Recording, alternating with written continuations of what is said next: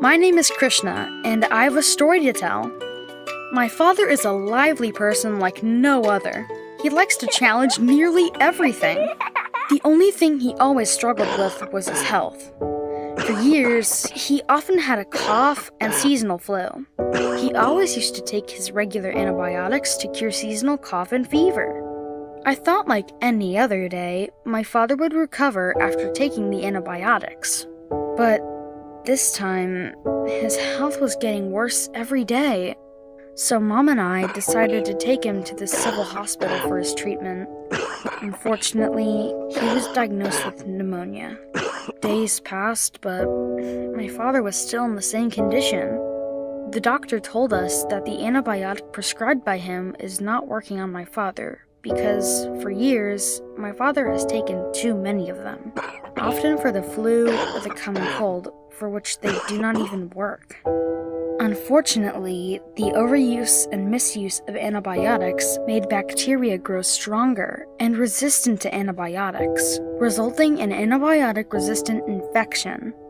And the bacteria which are not responding to any of the antibiotics are called superbugs. Initial research, looking only at part of the impact of antimicrobial resistance, shows that a continued rise in resistance by 2050 would lead to 10 million people dying every year, and a reduction of 2% to 3.5% in gross domestic product. It would cost the world up to 100 trillion USD if the problem of antimicrobial drug resistance is not tackled today. The doctor explained that most of the patients do not complete the antibiotic dose prescribed by the doctor after they start feeling well, or they use the drug of their own choice available at home. It makes bacteria grow stronger. Similarly, the animals are also treated with antibiotics as well as used as fertilizer for plants. From animals, the antibiotics enter into the meat and milk and migrate back to humans, resulting in more resistant infections. The doctor also told us that by following a few simple rules, we can prevent this crisis. Number 1, we should only take antibiotics when we have a prescription, and we should complete the dose as per instructions. Number 2, we should stop using antibiotics for minor ailments like sneezing and coughing. Number 3, to dispose of unused antibiotics, we should mix them with an unpalatable substance, such as coffee grounds or kitty litter, and should be disposed of in a sealed container. Number 4, good hygiene should be maintained to decrease the chance of any kind of infection in the first place. Hand washing should be practiced promptly to reduce contamination. Number 5, vaccination should be prioritized both for humans and animals. Number 6, eat meat and use milk that says antibiotic-free. By doing these simple things in day-to-day life, we can avoid the future risk of antimicrobial resistance. One day, the doctor announced that my father would live. Thankfully, another antibiotic prescribed by the doctor worked, and my father recovered from his infection in a few weeks. That could have killed him. It was a day to celebrate. Me and my family learned a big lesson that day. Let's fight the superbugs together and share information with our family, friends, and near ones.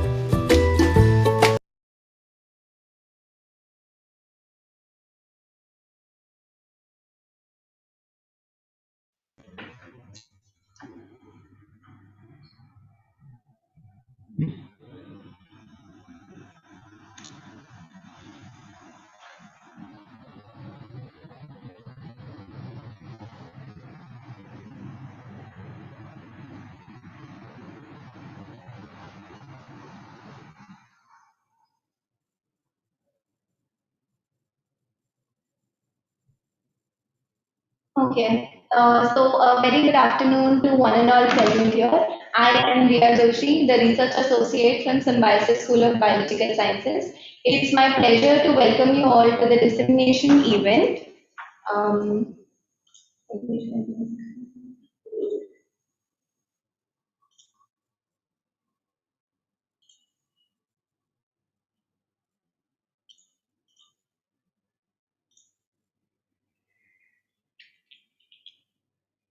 I welcome you all to the dissemination event on the theme Combating Antibiotic Resistance, Strategy on Antibiotic Resistance and Prudent Use of Antibiotics. We have five expert speakers with us. It is a part of Preventive Project, Risk Management and Prevention. It is co-funded by Erasmus and European Union. We welcome you all here. So before beginning with the event, I would like to introduce a little about the Prevented project. So Erasmus is the European Union support program. Erasmus is a European Union's program to support education, training, youth, and sport in Europe and in the partner countries. With the budget of 14.7 billion, we provide opportunities for over 4 million Europeans to study, train, and gain experience abroad. Erasmus Plus has opportunities for a wide range of organizations, including universities, education and training providers, think tankers, and research organizations and private businesses. Further, the Prevented is a 3-year project co-funded by Erasmus program of European Union, which comprises of 5 Indian universities, 4 European universities, as well as 2 government organizations from India, having super expertise in different health sciences field and social health content. The aim of the Prevented project is the future where every individual is aware about antibiotic resistance and is empowered with the right education to address the issue of APR. The challenges were highlighted by the consortium partners, which include lack of awareness about antibiotic resistance in the society, absence of projects in Asia tackling antibiotic resistance at grassroots and promoting risk management and prevention, need of interdisciplinary approaches to combat the ABR, and necessity to improve the quality of Indian-based scientific publications on antibiotic resistance. Additionally, also lack of Asian-centered online courses on antibiotic resistance. The antibiotic resistance has emerged as a major global threat to human, animal health, food security, and development. As per WHO remarks, ABR is alarming reality, present in every country and increasing on daily basis. Without urgent prevention and risk management actions, we are heading for a post-antibiotic era in which common infections and minor injuries would be fatal. Why is it considered as a global threat? AMR is estimated to cause about 10 million deaths annually by 2050, more than even cancer and diabetes combined. AMR is already responsible for the deaths of 7 lakh persons per year. It is also responsible for the steep in the world economies. So the objectives of the Prevented and the event is to spread awareness among the youth regarding the antibiotic resistance, strengthening the infection control practices and promote the rational use of antimicrobials through antimicrobial stewardship activities, and cover the basics of AMR, including the common resistant pathogens, practical applications, and the introduction to stewardship. Further, I would like to hand over to Dr. Sunil Saroj, the coordinator and associate professor from Symbiosis School of Biological Sciences, to further continue on the topic of antimicrobial resistance. Good afternoon, everyone. Welcome to this dissemination event on antimicrobial resistance. Actually, the thing is, before, if we go to any war, we need to know the strengths of the enemy. So currently we are at war with most of the pathogens. The only reason being it to do so is they have gained resistance to most of the known antimicrobials that we have, and currently the situation is getting more. So the pathogens that are in circulation in the foods, that circulation in clinical settings, circulation in the environment are gaining resistance to almost all the newly developed antibiotics. And also one of the pathogen is now transmitting the mechanisms of antimicrobial resistance to other bacteria, and this is a matter of grave concern. So it has become difficult, almost, if I will not say impossible, but definitely a difficult task to develop new antibiotics over a period of time. If we see the timeline, the very few of novel antibiotics are being coming into the market. but the resistance towards these bioantibiotics have been increasing tremendously. I mean, because one of the major reasons like the antibiotics are not normally procured from the microbial sources itself. So that means the resistance towards these antimicrobials pre-exist. So even before like penicillin was discovered, I mean before it started beginning to be used in 1948, I mean heavily marketed and highly used, there was penicillin resistance occurring before even penicillin was put into use. So that means the repertoire for such resistance already exists. It's a matter of a chance that it can get transmitted from one microorganisms to the another, and those things are generally happening because of our heavy usage or heavy reliance on the antibiotic itself, indiscriminate usage of these antibiotics, which has led into both the lethal doses circulating in the environment plus the sublethal doses circulating in the environment, and this has put a tremendous selective pressure onto the microorganisms. So, with what is happening is like all those microorganisms that are having resistance towards these antibiotics are now getting slowly selected because of the antimicrobials that we are adding into the environment. And this antimicrobials resistance has the ability to get transmitted from one strain of microorganisms to the another strain of the microorganisms, and therefore there is a very fast increase in the AMR itself. So one of the now the present thought is like to like if you want to control the spread of antimicrobial resistance, it needs to be done by a general awareness. So unless and until we are not aware, or unless and until each and every individual is not aware the risk associated with antimicrobial resistance, it is going to get very challenging to control it. And therefore, we came up with this idea like to have project where we like generally focus on the dissemination of the overall thoughts or overall difficulties associated in treating microorganisms that have gained resistance towards multiple antibiotics, be it streptococcus, be it staphylococcus, be it pneumonia, be it malaria, and so on. I mean, the count just continues. Most of the pathogens that we see in nature have gained resistance towards the antibiotics that were commonly used to treat them. So unless and until it's a concerted efforts, I mean efforts laid down by the physicians, efforts laid down by the general public, we have to go together hand in hand to combat it. Because it is impossible, it's very, very difficult to come up with a novel antimicrobials which can treat all kind of infections, and then we think that microbes will not gain resistance toward it.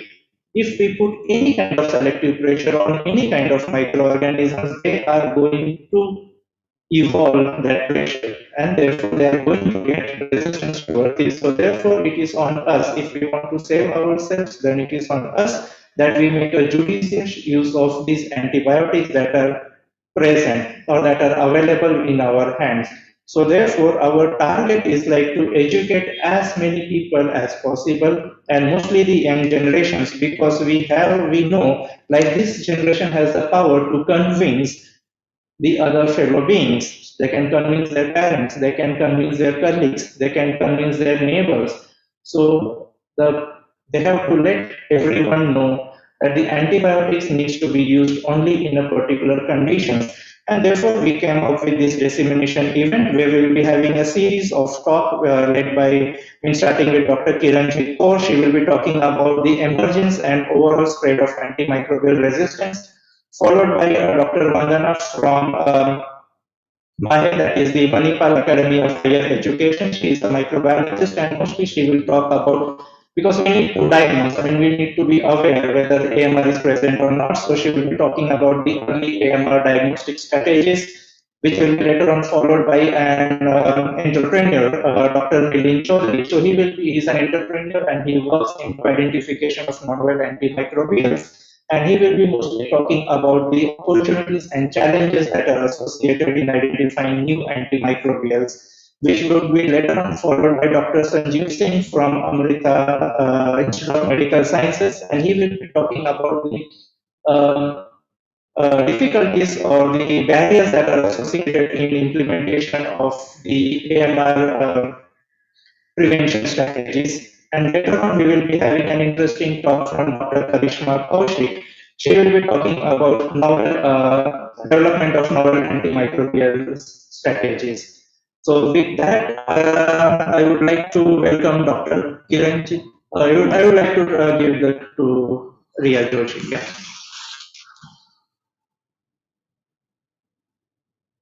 Hello. The first speaker for the session is Dr. Kiranjeet Kaur. She is an assistant professor at the Chitkara School of Health Sciences. Since January 2020, she has been appointed as the coordinator of Prevented Project. Her areas of expertise include antibiotic resistance, disinfectants, contraceptives, lung cancer, and premature brain. She has participated in various national and international workshops and has several peer-reviewed publications to her credit.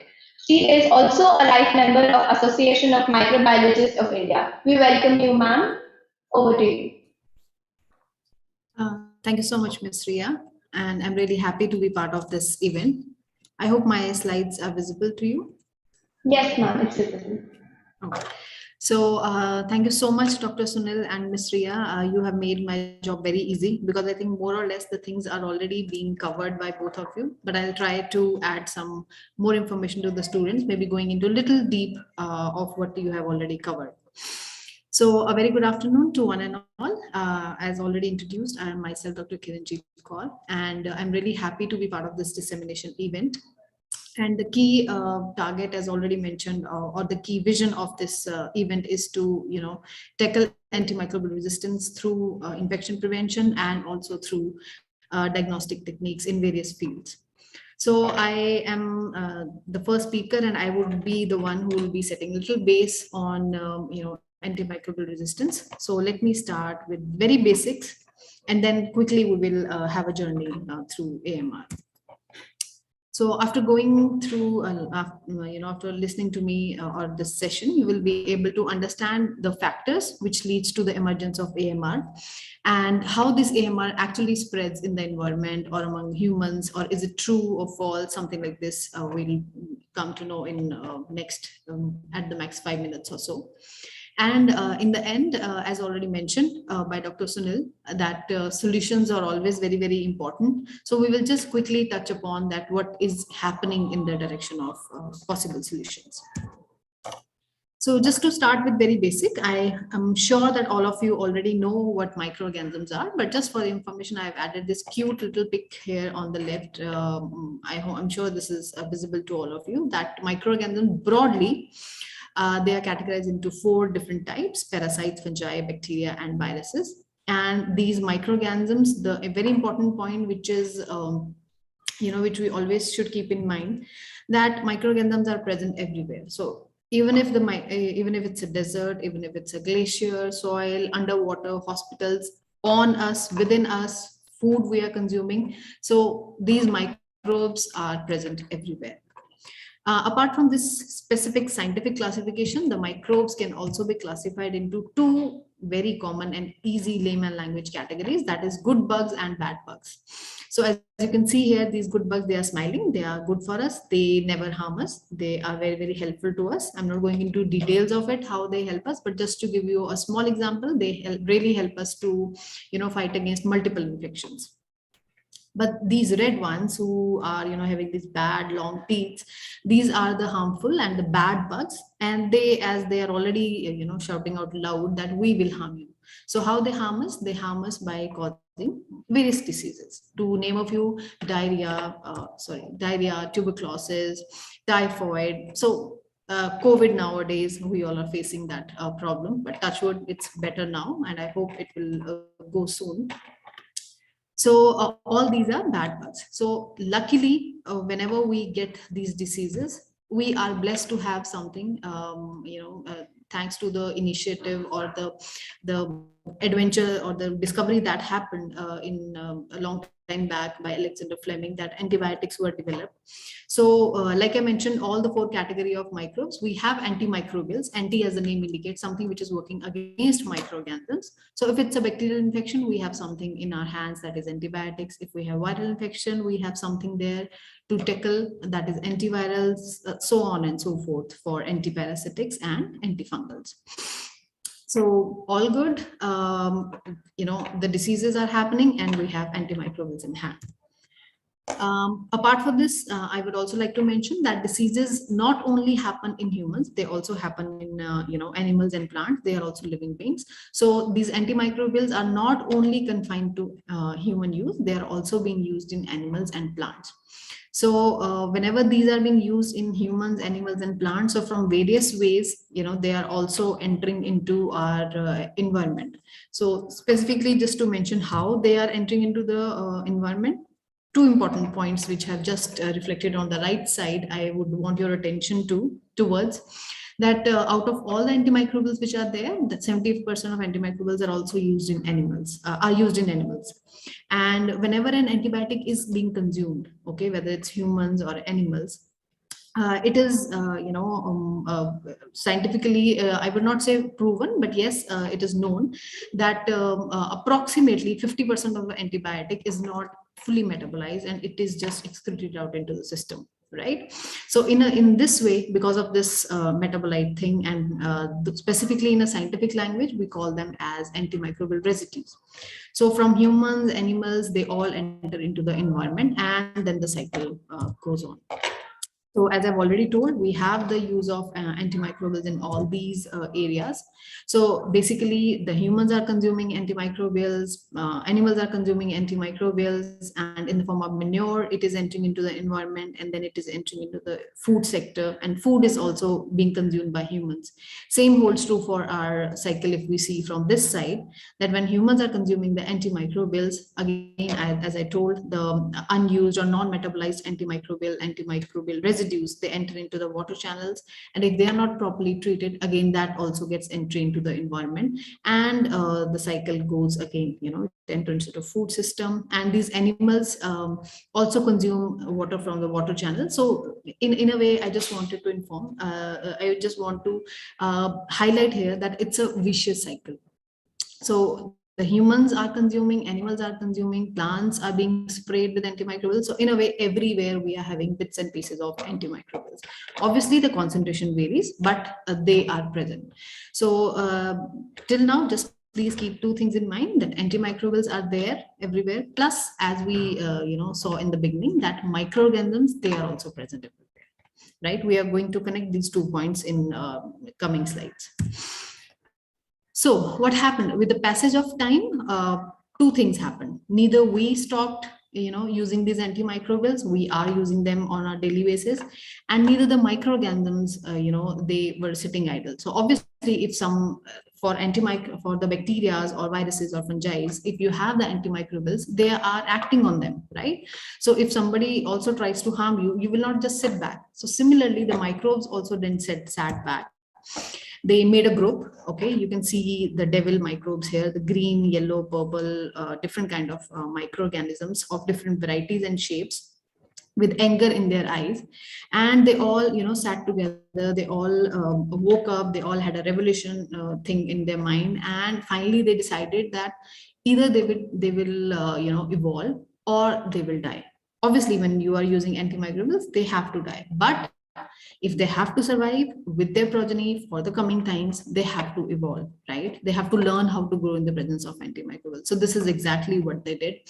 They followed the phenomena of mutation, as already mentioned by Dr. Sunil. So this mutation actually helped them to become more stronger. And today is the condition that there are many microbes who have learned how to survive in the presence of antimicrobials.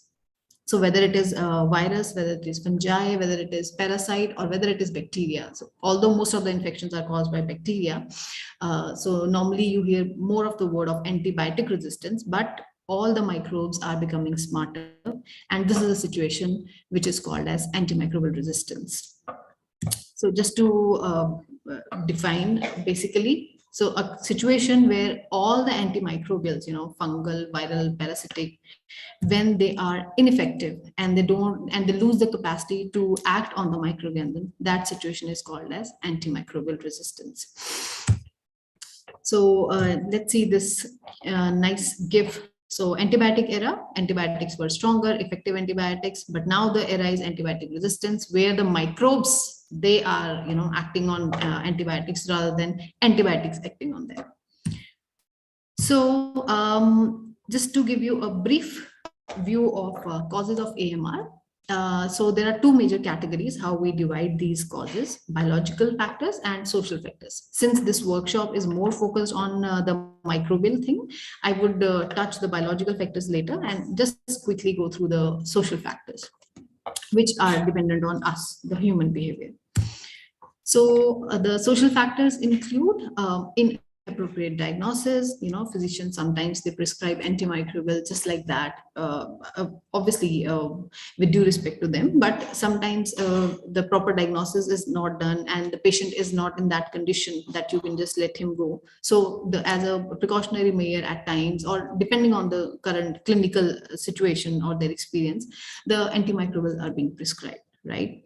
So there is a lack of inappropriate diagnosis. Then the humans, they have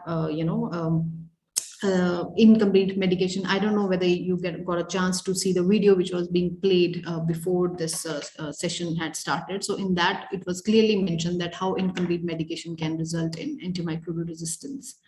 Then self-medication, when you just use the antimicrobials of your own choice, because at end of the day, the idea is misuse of antibiotics, right? So it can be through incomplete medication also, and it can also be through self-medication when you don't know that which organism is causing your disease, but just on the basis of, okay, these are the symptoms I had, these are the symptoms my sister had, so why not to take the same antimicrobial or antibiotic?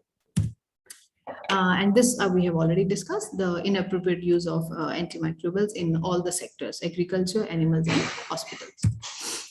Right? So if we focus on the biological factors, which is our main focus of the day, that is how microbes they are becoming, how they are contributing to the emergence of AMR. So one very common term, which I'm sure all of you also know nowadays, because we are hearing this term more common in case of COVID also nowadays, that is mutation. So whenever any microbe reproduce, genetic mutations are bound to happen. So at times there are the genes which are responsible for resistance toward different antibiotics. They can be intrinsic also, they can be acquired also. So they also, get passed to multiple generations. So one is mutation, which is obviously the key base of why the bacteria are becoming stronger day by day.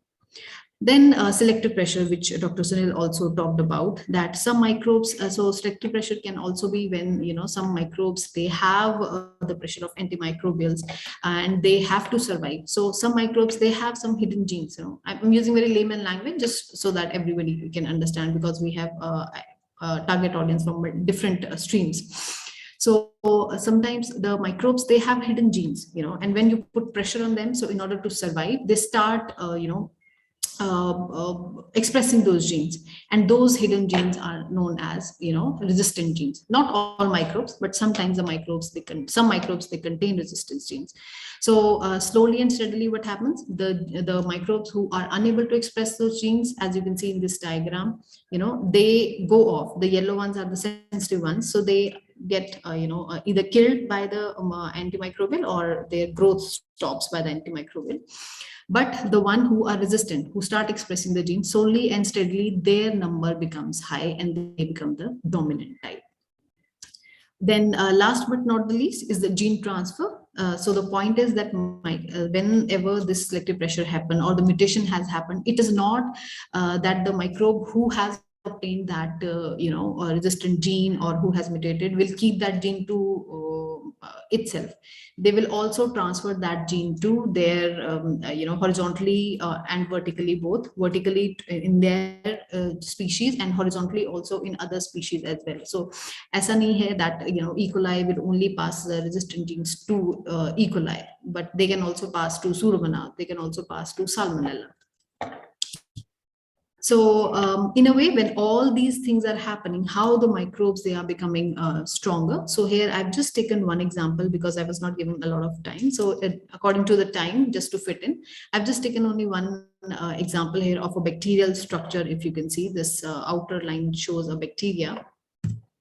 So basically what happens when the microbes, they undergo mutations, or bacteria specifically undergo mutation, they make some changes. So how they become, so strong that they can survive in the presence of antibiotic. So one way is that they block the entry of antibiotic inside. So so the changes can be at their cell wall level, at their some molecular level, at the you can say cell wall synthesis, or the reasons can be, the ways can be multiple, but I'm just telling you the brief outlines how it can happen. So one easy way is that bacteria may stop the entry of antibiotic inside. Second can be that even if the antibiotic has entered into the bacteria, it has the capacity of something named as efflux pumps. I'm sure the biotechnology student must have already heard this term, efflux pumps. So efflux, as the name indicates, E, so it is not going inside, it is coming out. So even if the antibiotic enter inside the bacteria, they have the capacity to throw out the antibiotic as such out of their system, right? Third is inactivating the enzyme. So suppose the antibiotic is very strong, it has still managed to enter inside the system. So then the bacteria has become more smarter, and what they will do, they will inactivate the antibiotic totally. And last but not the least, so even if the antibiotic is there and the inactivating enzymes are not working, what they will do, they will alter the target. Like suppose an antibiotic has to go and bind to mRNA, for instance. So they will modify the receptor site where the antibiotic will go and bind. Right? So these are broadly 4 ways how the bacteria, they become stronger and they become efficient, multiple ways. So one bacteria may follow the first pattern, other may follow the third pattern. It depends, right? And if you go into deeper thing, there are biofilms, quorum sensing, like there are multiple theories and multiple reasons coming up every day due to the research and development we are making. So this slide, I thought I will just discuss, but it has already been discussed. So just to revise quickly. So what is happening because of all these problems? We are saying that this is a problem, it should be tackled. But why it should be tackled? Because it's a global problem, and it has the impact not only on us, but on the coming generation as well. And the number is not very less. Frankly speaking, I don't even know how many zeros comes in million, right? But 10 million deaths, but I know it's a big number. So 10 million deaths will happen only due to AMR. And this will not be confined only to India or to South Africa or to America. No, it will happen globally. So in a way, 10 million deaths per year corresponds to one person dying every 3 seconds. So it's alarming, right? Apart from this, as we have already discussed, that if the antimicrobials, they become ineffective, what will happen? There will be longer stays in the hospitals. There will be high cost of antimicrobials. Obviously, if one line of antimicrobials are not working, we are going to use higher doses, or another class of antibiotics, and you go above the cost of antimicrobials, they become more. And this will result in higher bill in hospitals. And obviously the antimicrobials, they have side effects, right? So more consumption of antimicrobials, more will be the side effects. And obviously it will lead to loss of earnings. Obviously it will lead to less travel.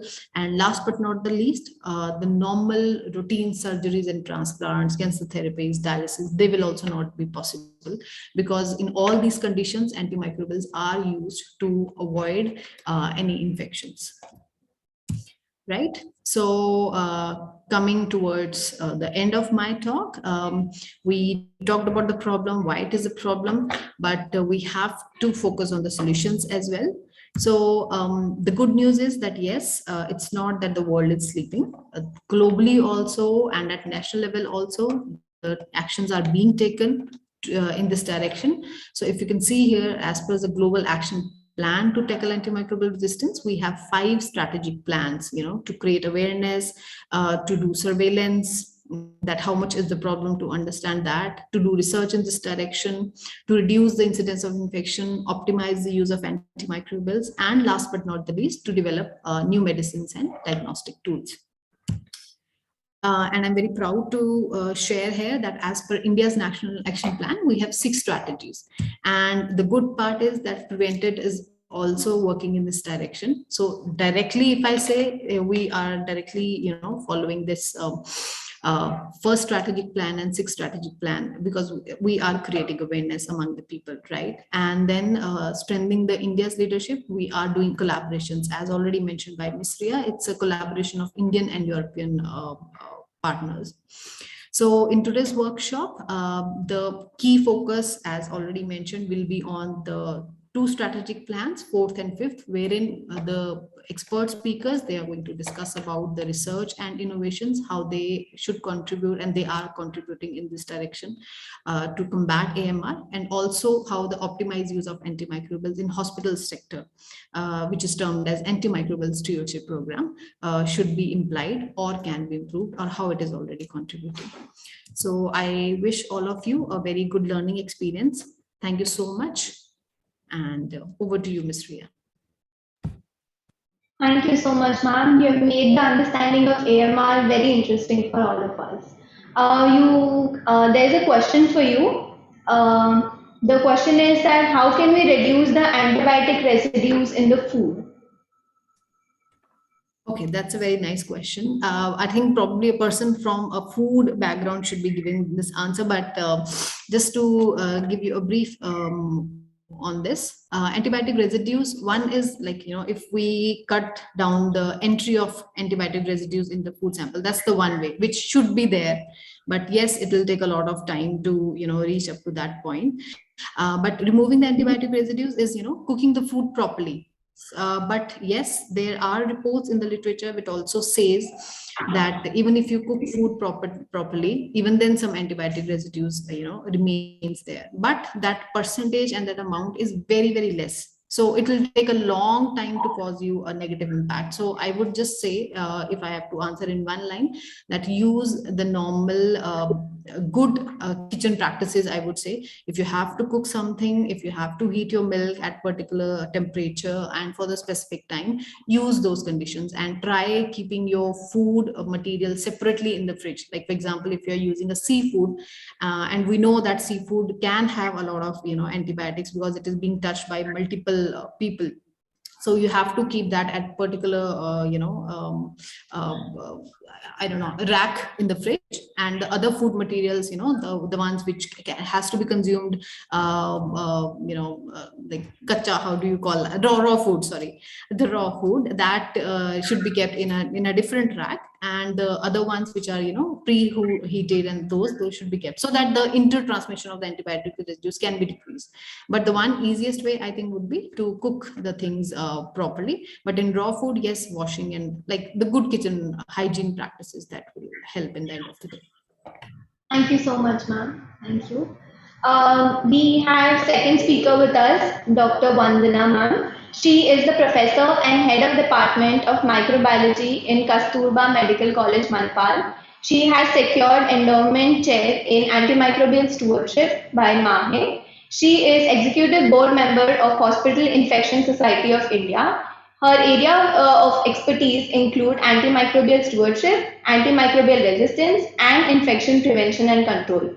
She is principal investigator in 3 international and 2 national projects, co-investigator in 3 international and 10 national projects with 108 publications. We welcome you, ma'am. Over to you.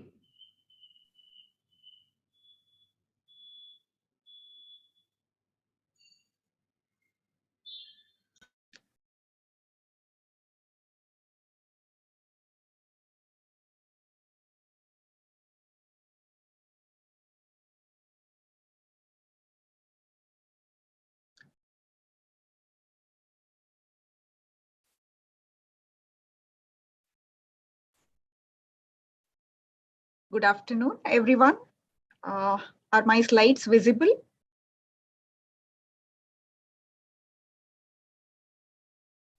Yes, ma'am. Okay.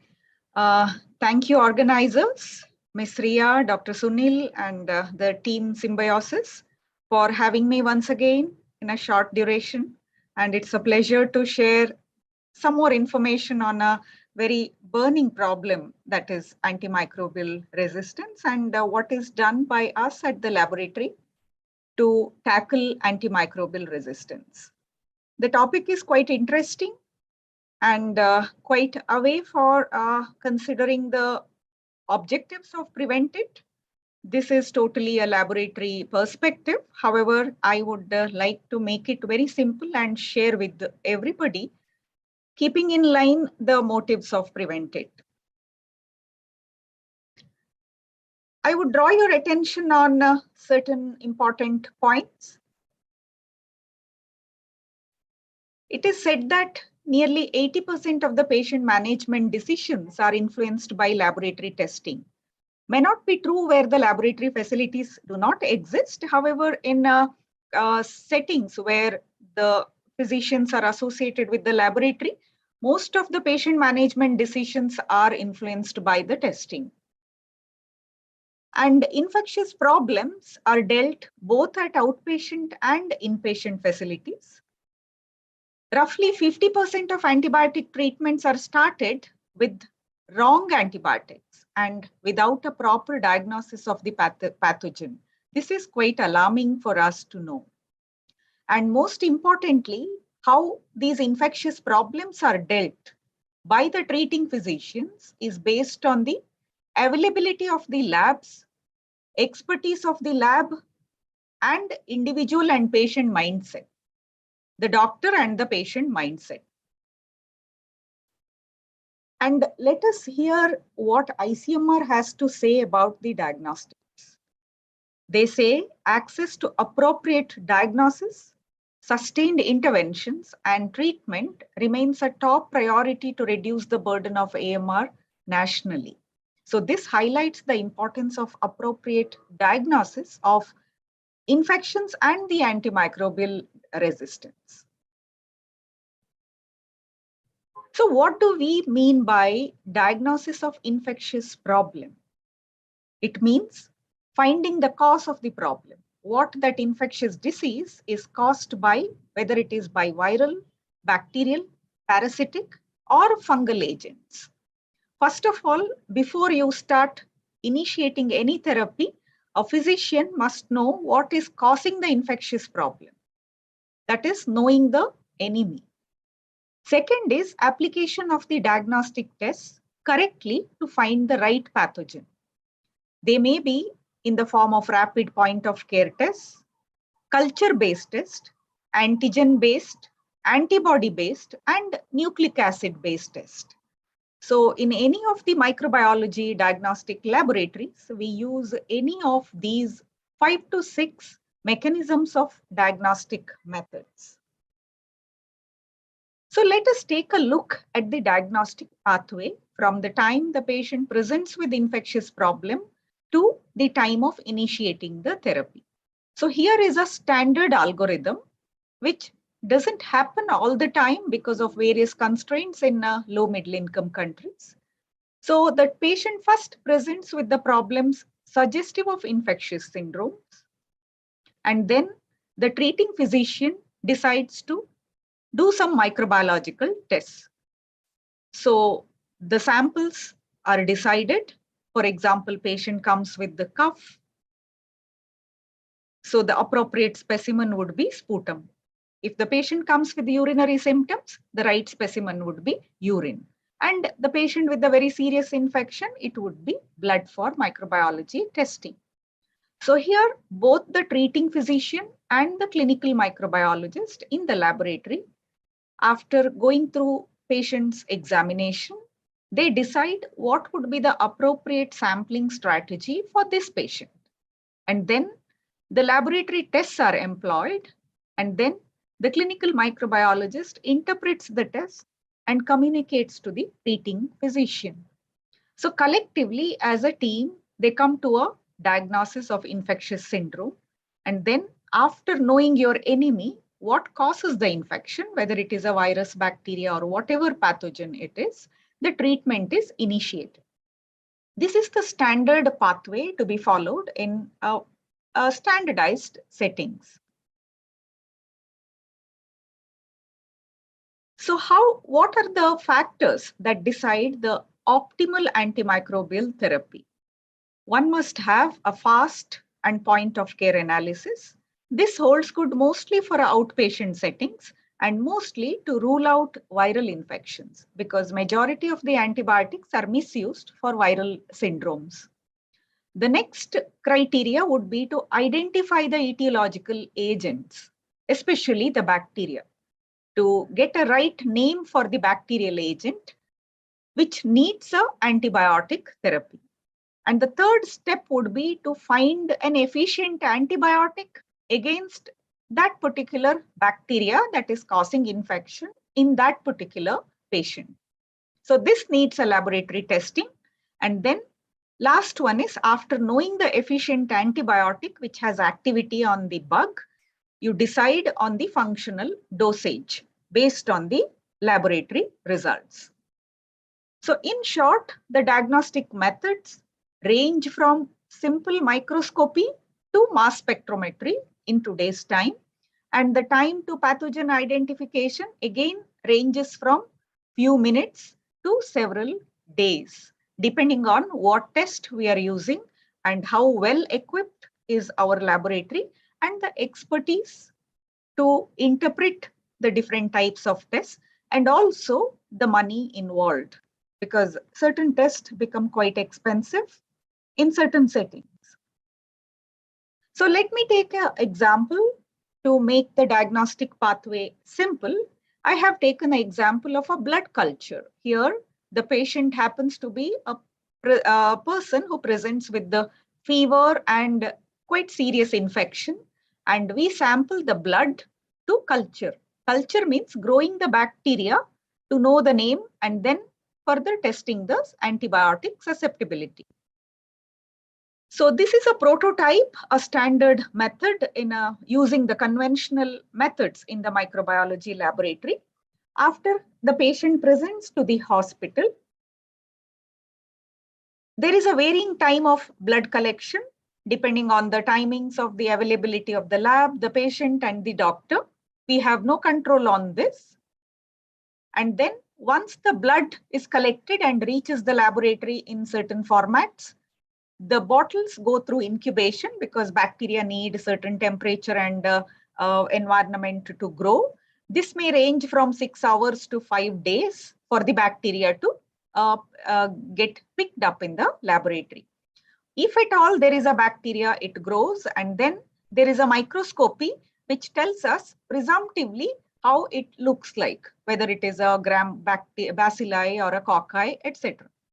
So then it needs to be plated onto a culture media, which again takes minimum 24 hours.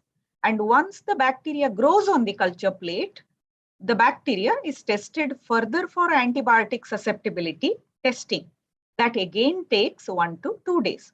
So if you consider the time of patient presentation to get the final susceptibility result, which decides the right antibiotic therapy, definitely there is a minimum of 4 to 5 days. In between, many things happen. So in our laboratory, what is currently practiced is we have automated several of our procedures. So after we receive the bottle in the laboratory, the first initial processes remain the same because this also is an automated blood culture systems. And then we use early incubation because we work in a 24/7 laboratory, and a slightest growth is taken up for mass spectrometric identification, which gives the results in 30 minutes to 1 hour. So simultaneously, the bacteria is put up, tested for susceptibility by automated methods, which starts giving the results by as early as 6 hours, and the final results come by 18 hours. So in this case, so we start intimating the physician, the treating physician, as early as 12 hours after the sample receipt to the laboratory with the preliminary information. That itself is great to decide on the antibiotic. And at intervals, we keep updating the information. And by 30 hours, that means almost 1.5 days, the entire information is communicated to the doctor so that the right antibiotic goes to the patient. So now, how the antibiotic resistance is detected in the laboratory. There are several methods. Some are routine, some are molecular methods. So the routine methods require several cultivation rounds. So when I say cultivation, it takes a minimum of 18 to 24 hours. So several rounds is a multiplication of 18 to 24 hours. So this is how a patient or the doctor receive the antibiotic susceptibility reports in hand in a classical settings. So if this is the urine sample, the patient with the urinary symptoms, urinary infection, E. coli is causing the infection, and this is the antibiotic susceptibility. So this is the simple E. coli, which is susceptible to most of the simple drugs that are used to treat urinary tract infection. You look here, there is another patient, the same E. coli causing same urinary tract infection in another patient is resistant to all the antibiotic agents except the last resort antibiotics. So why AST is critical? It is very important to initiate appropriate treatment, the right drug to the right bug, and also to initiate early infection control measures, and to determine the right antimicrobial along with its optimal dosing regimen, because one size doesn't fit all. Different types of infection, different sites of infection require different dosing regimen. So that is why we need to have a right antimicrobial susceptibility testing. And also to detect the MDR very early so that the dissemination of the MDR bug can be controlled in the hospital as well as in the community. So imagine a scenario if these tests are rapid, the patient after clinical evaluation, the right test is done on the right patient in the right time. If we use rapid diagnostic tests in the microbiology laboratory, the results are generated early, which helps in the antimicrobial stewardship. That is the right antibiotic for the right patient for the right duration of time. So the patient receives the diagnosis early, rightly, which leads to complete cure and also to reduce the antimicrobial resistance. That is where we combine diagnostic stewardship and antimicrobial stewardship to tackle antimicrobial resistance. Imagine a scenario here, a case of a 25-year-old Sheila. She visits the local hospital with urinary infection at 8 p.m. You may ask why 8 p.m.? Because she was a working woman. She was ignoring her problem, and one evening she couldn't tolerate the pain. She had to visit the emergency room. So what happens in the emergency room of a hospital? So her urine is taken, sent to microbiology, and the results arrive by almost 24 to 48 hours. So she happened to be infected by Escherichia coli, which was susceptible to most of the antibiotics. But because these antibiotic sensitivity report is not available at the time of admission to the doctor, the empirical treatment is taken. Maybe by considering her sickness, they might have started intravenous antibiotics of broad spectrum nature. See, imagine she was admitted at day 5 of the hospital. She was catheterized, and once again, her symptoms do not subside. When they repeat the urine culture, same E. coli in the same number, but now it has developed resistance to all the antibiotics except one. So what does this indicate? Inappropriate initial therapy, that is empiricism, leads to progression of bug into resistance mode. So here is ideal versus real. What we always dream of, to find a pathogen from urine by rapid test. The moment Sheila comes to emergency room, I need to do some test rapidly from her urine to find out what is causing her urinary infection. Within half an hour, I would be happy to get the result, and also to find the resistance pattern of that E. coli immediately, maybe within half an hour or 1 hour. But what is actually happening in our healthcare system? It is left to your imagination. There might be a lack of laboratory. There might be a lack of laboratory personnel working 24/7. And the laboratory might be using only the conventional methods, wherein the reports are generated after 4 days or 5 days. Anything might happen in different regions of India. You know the healthcare system quite well by now in low middle income countries. And also, alarming thing is urinary and respiratory tract infections. They form a significant part of acute infections in most of the outpatient settings. Where we needed the rapid test most, we do not have them available. Why do we need rapid AST diagnostics?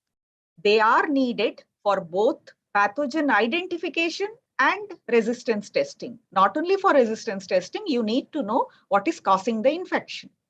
And to bring the diagnostics closer to the general practitioners and hence to the patient, to make these diagnostics available to the wide spectrum of general practitioners. Not only in a tertiary care or a level 4 hospitals where a very good medical college or a corporate labs function. This would cause a paradigm shift from empirical to evidence-based treatments of infectious diseases in the outpatient settings and also in the inpatient settings. So here, so far I have highlighted what is happening in the usual settings, maybe in the medical college settings, and little to a lesser extent in other hospitals or nursing homes. So now let us see what are the new approaches to rapid antimicrobial susceptibility testing. The rapidity in AST the need was felt very long ago, but several technologies are being tried, but unfortunately, they do not sufficiently relate to the practical needs of the doctors and the patient, except a few DNA amplification techniques. However, it is good to know some technologies which are being rehearsed in the scientific community.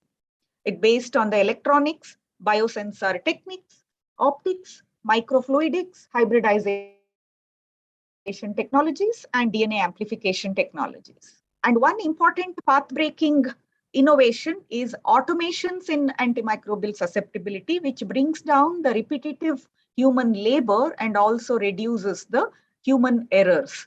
So currently, there are 3 major systems available: Vitek 2, Phoenix, Microscan. The results are made available in 4 to 16 hours.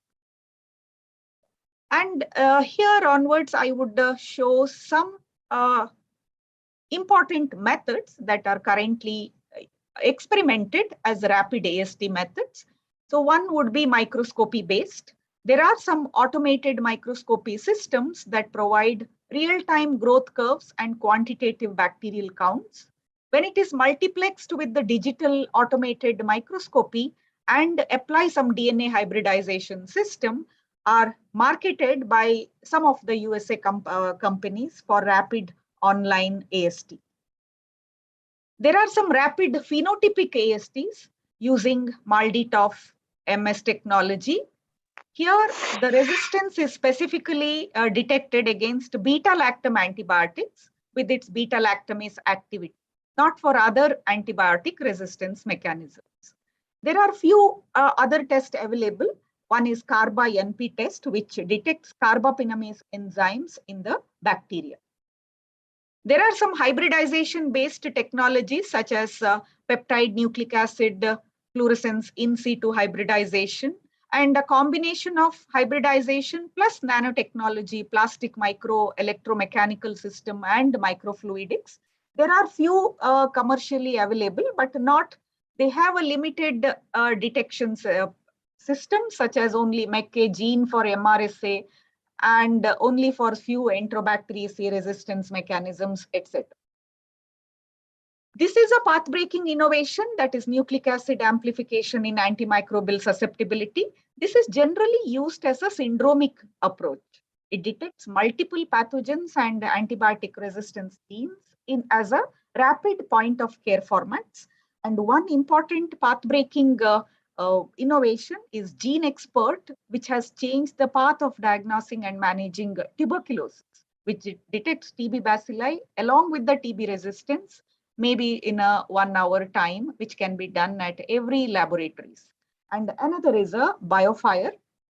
What we use in our hospital is the BioFire system. So a little bit about the syndromic approach. It is based on the clinical presentation, uses multiplex PCR to detect organisms in specimen, simultaneously detects multiple pathogens, maybe 15 or sometimes 20, and it is available for diagnosing syndromes like lower respiratory infection, central nervous system infection, gastrointestinal system infections, etc. So the system combines the sample preparation, amplification, detection, all the steps are combined in one machine, which doesn't require much expertise. So it has, for example, in respiratory infection, it can detect 17 virus and 3 bacteria. In a blood culture identification, it detects 27 targets, 19 bacteria and 3 antibiotic resistance genes, etc. Another method is immunodetection of pathogens, where the antigens or the proteins of these resistance mechanisms are detected, especially for Staphylococcus aureus and carbapenem resistant Enterobacteriaceae. This table shows the wide variety of rapid tests available in the market. There are several. You can see the number of tests with the different companies, different technologies, and targeting different microorganisms, but definitely they are targeting only 1 or 2 microorganisms. Only when you have a highest suspicion, you might use them, and they are applicable on wide variety of clinical specimen or even bacterial cultures with the varieties of, with the varying turnaround time. Maybe some are as short as 1 hour, some are as long as few hours, etc. There are varieties of tests.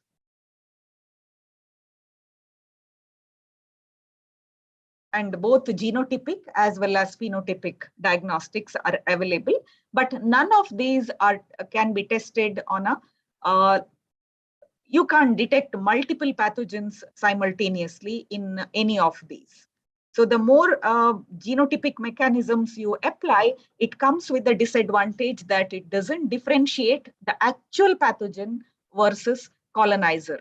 Without the interpreter in between, the clinician may be forced to treat unnecessarily, getting confused between the pathogen and a colonizer. That is the biggest disadvantage of these tests being done in the standalone laboratories without a proper clinical interpretation in between. So now we have too many tests in the scientific domain. Some are available in the market, but choosing the right technology is always difficult. Till now, only the conventional culture-based tests have got approval in the market and which are widely accepted, but other tests are being experimented and none are widely available in Indian scenario.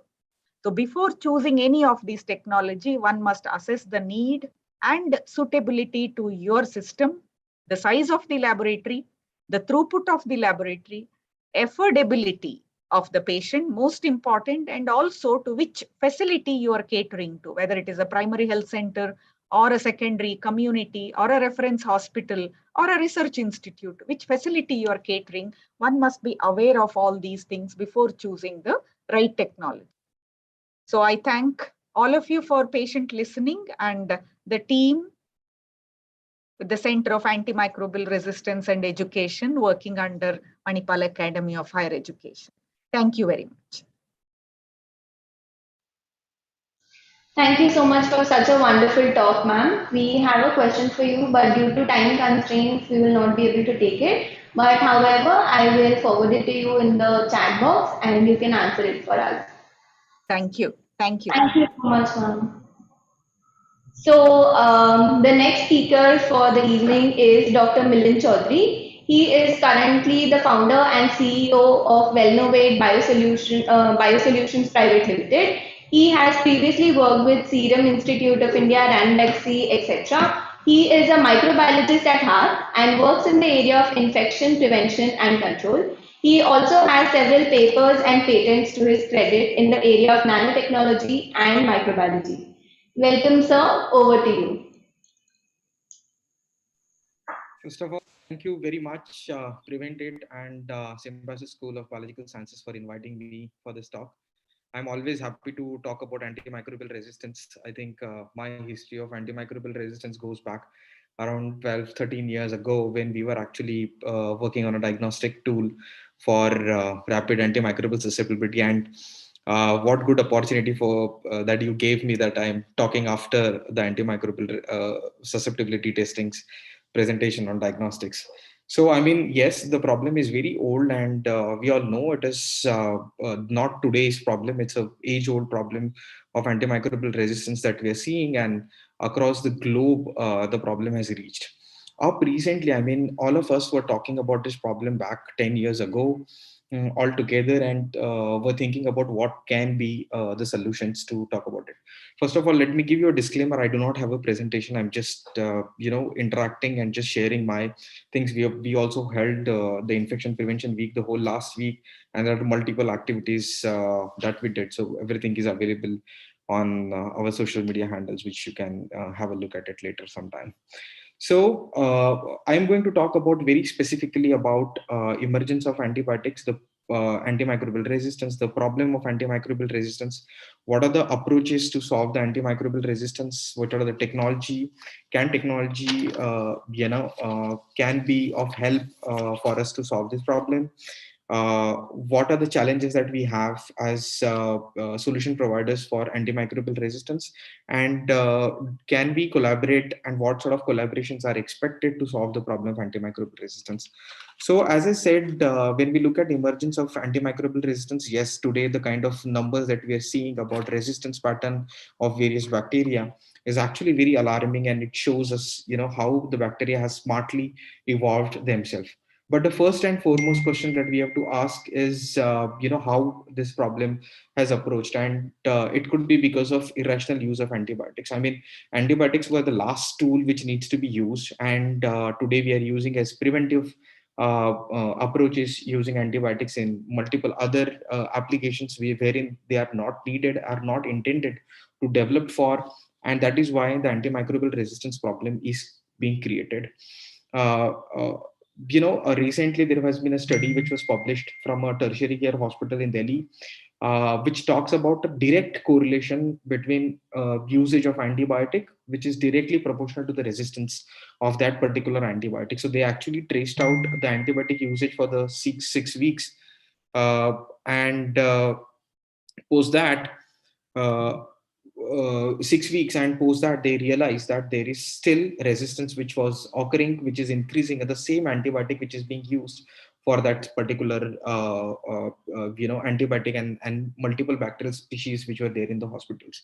So not only in this one tertiary care hospital in a tier 1 city, but imagine the situations in tier 2 cities in India and multiple cities across India. Now the reports have recently started coming in, because post COVID-19 we have all been aware about the secondary infections in hospitals and the emergence of antibiotic. In fact, there have been few studies which also suggest that there has been huge amount of antibiotic abuse being done in COVID-19 situation for the last 2 years, and the kind of superbugs that we will start seeing post COVID-19 are going to be even more dangerous of that magnitude. For that, American, Infection Disease Society of America had already talked about escape pathogens. Now, this escape word talks about Enterococcus, Staphylococcus, Klebsiella, Acinetobacter, Pseudomonas, and Enterobacter. These are 5, 6 species of bacteria which are now creating havoc, and are resistant to even the last resort of antibiotics that are available with us, which is creating huge amount of problem these days. Uh, I have personally seen in my experience a lot of mortality in hospitals because of superbugs, specifically from ventilator associated pneumonia. In fact, in COVID situations, I have seen people succumbing to dangerous pathogens in UTI kind of situations, because in COVID-19 secondary, because of the lower immunities and comorbidity in a lot of patients, secondary infections increased. A lot of people were on either ventilator or catheters or multiple other devices which caused them infections, and these infections were already coming from superbugs in hospitals, and then ultimately a lot of people had to succumb their lives. Now it's not just the problem. Of course, hospital, specifically ICU and critical care units, are even more dangerous. In fact, a couple of days back, when few doctors were talking on our platform, were also giving suggestions that are we seriously having our ICU designs right? I mean, we are putting the most sick patient just besides the most sick patients.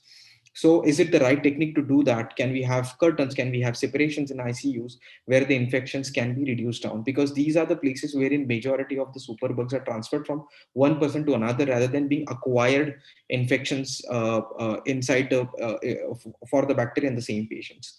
So another problem that we are seeing these days is post NDM1 kind of situations, because NDM1 was a very alarming situation and very bad name for India as a country altogether. When the paper came in, it showed that there was horizontal gene transfer between gram-positive, gram-negative bacteria, even the gutters or water reservoirs in New Delhi. So that talks about where is this antibiotic coming in gutter or the normal water bed. It might not only be from the hospital situations, but also coming from poultry farms, for coming from animal husbandry places where people are using antibiotics. Imagine a situation wherein you are giving a rocket launcher in the hand of a terrorist kid who does not even understand how to use it, and it can be irrational, and sometimes you never know, he can actually put the rocket launcher back in his own forte. So this is what typically is happening. We are providing antibiotics, the drugs which are supposed to be handled by people who are highly educated and knows where it needs to be used, in the hands of people who does not even know where it needs to be required and used. I hope I'm audible. Is that can somebody just? Yes, sir, you're audible. Yeah, I'm audible, right? Okay, because I was thinking it was just a monologue. Yeah. So yeah, so these are the dangers that we are putting in the hands. So antibiotics, which in fact from a regulatory standpoint, antibiotics are something which needs to be completely given only on the prescription, and it's a very strict enforcement that needs to be done by government agencies. However, we see antibiotics can easily be bought over the counter, not only in any urban city, but it also in the tier 2, tier 3 towns. Also antibiotics are available over the counter, and there is a mentality in a lot of Indian population wherein we generally call ourselves doctors and do our own medication. So if we get a prescription for an earlier same kind of symptoms, we typically try and follow the same prescription when the symptoms come back. So if some doctor had given me antibiotic for a fever last 2 years back or something, if I have a fever, I'll start taking the same prescription. And it's not only the problem of the people, it's about the situations where people in. I mean, we have to also look at these factors in a country especially like India, wherein there are people who are economically backward, wherein they think about, why do I spend 300-400 rupees on a doctor's visit where he's going to give me the same antibiotic? Why can't I just go and buy it in 50 rupees or so over the counter, and that saves a lot of money? So these are all the problems because of which the antibiotic resistance is increasing, and it has emerged over these years as a very big threat, even a bigger threat than corona that we see. Now we have to dig deep and see why is the problem of AMR coming up. So in fact, we all understood the problem of AMR when we all read the paper of Sir Jim O'Neill, and then we realized, okay, fine, the problem is a bigger in segment, and only a few handful of microbiologists, back 20 years ago working on this area, realized that, okay, fine, resistance is something picking up, but nobody knew the pace of it. And then Professor J.J. Collins' paper, wherein we, as microbiologists, studied even deep in terms of, microbes have this capacity to gain resistance much faster, and they can evolve much faster to gain resistance. So there are three bigger questions that we need to ask ourselves: is why antimicrobial resistance happens, how it happens, and how big is the problem. So when we talk about why, I think bacteria are doing this since ages altogether. From the very first evolution, I mean, for all living organism, adaptation and adaptation is both the terms which are very, very important for any organism to survive and to live. So it's just their normal adaptive mechanism that the bacteria have. The only difference is that they adapt very fast because their generation cycles are small, so they can and their genetic material is also very small in size. They can immediately modify the genetic material and move forward.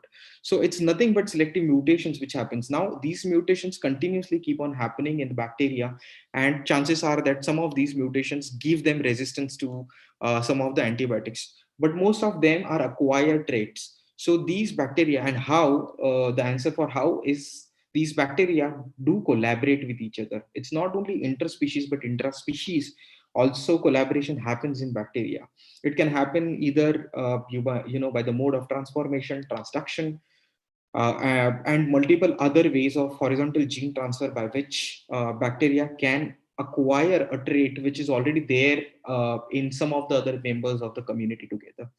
There is another interesting mechanism which happens in bacteria is called as altruism. So a lot of bacteria, I mean, this is something which is a crowd mentality, and somebody was talking to me and was telling, the way we behave in a crowd is different than a bacteria behaving in a crowd, and they all are same copies of each other, and that's why they can behave much maturely than how we behave.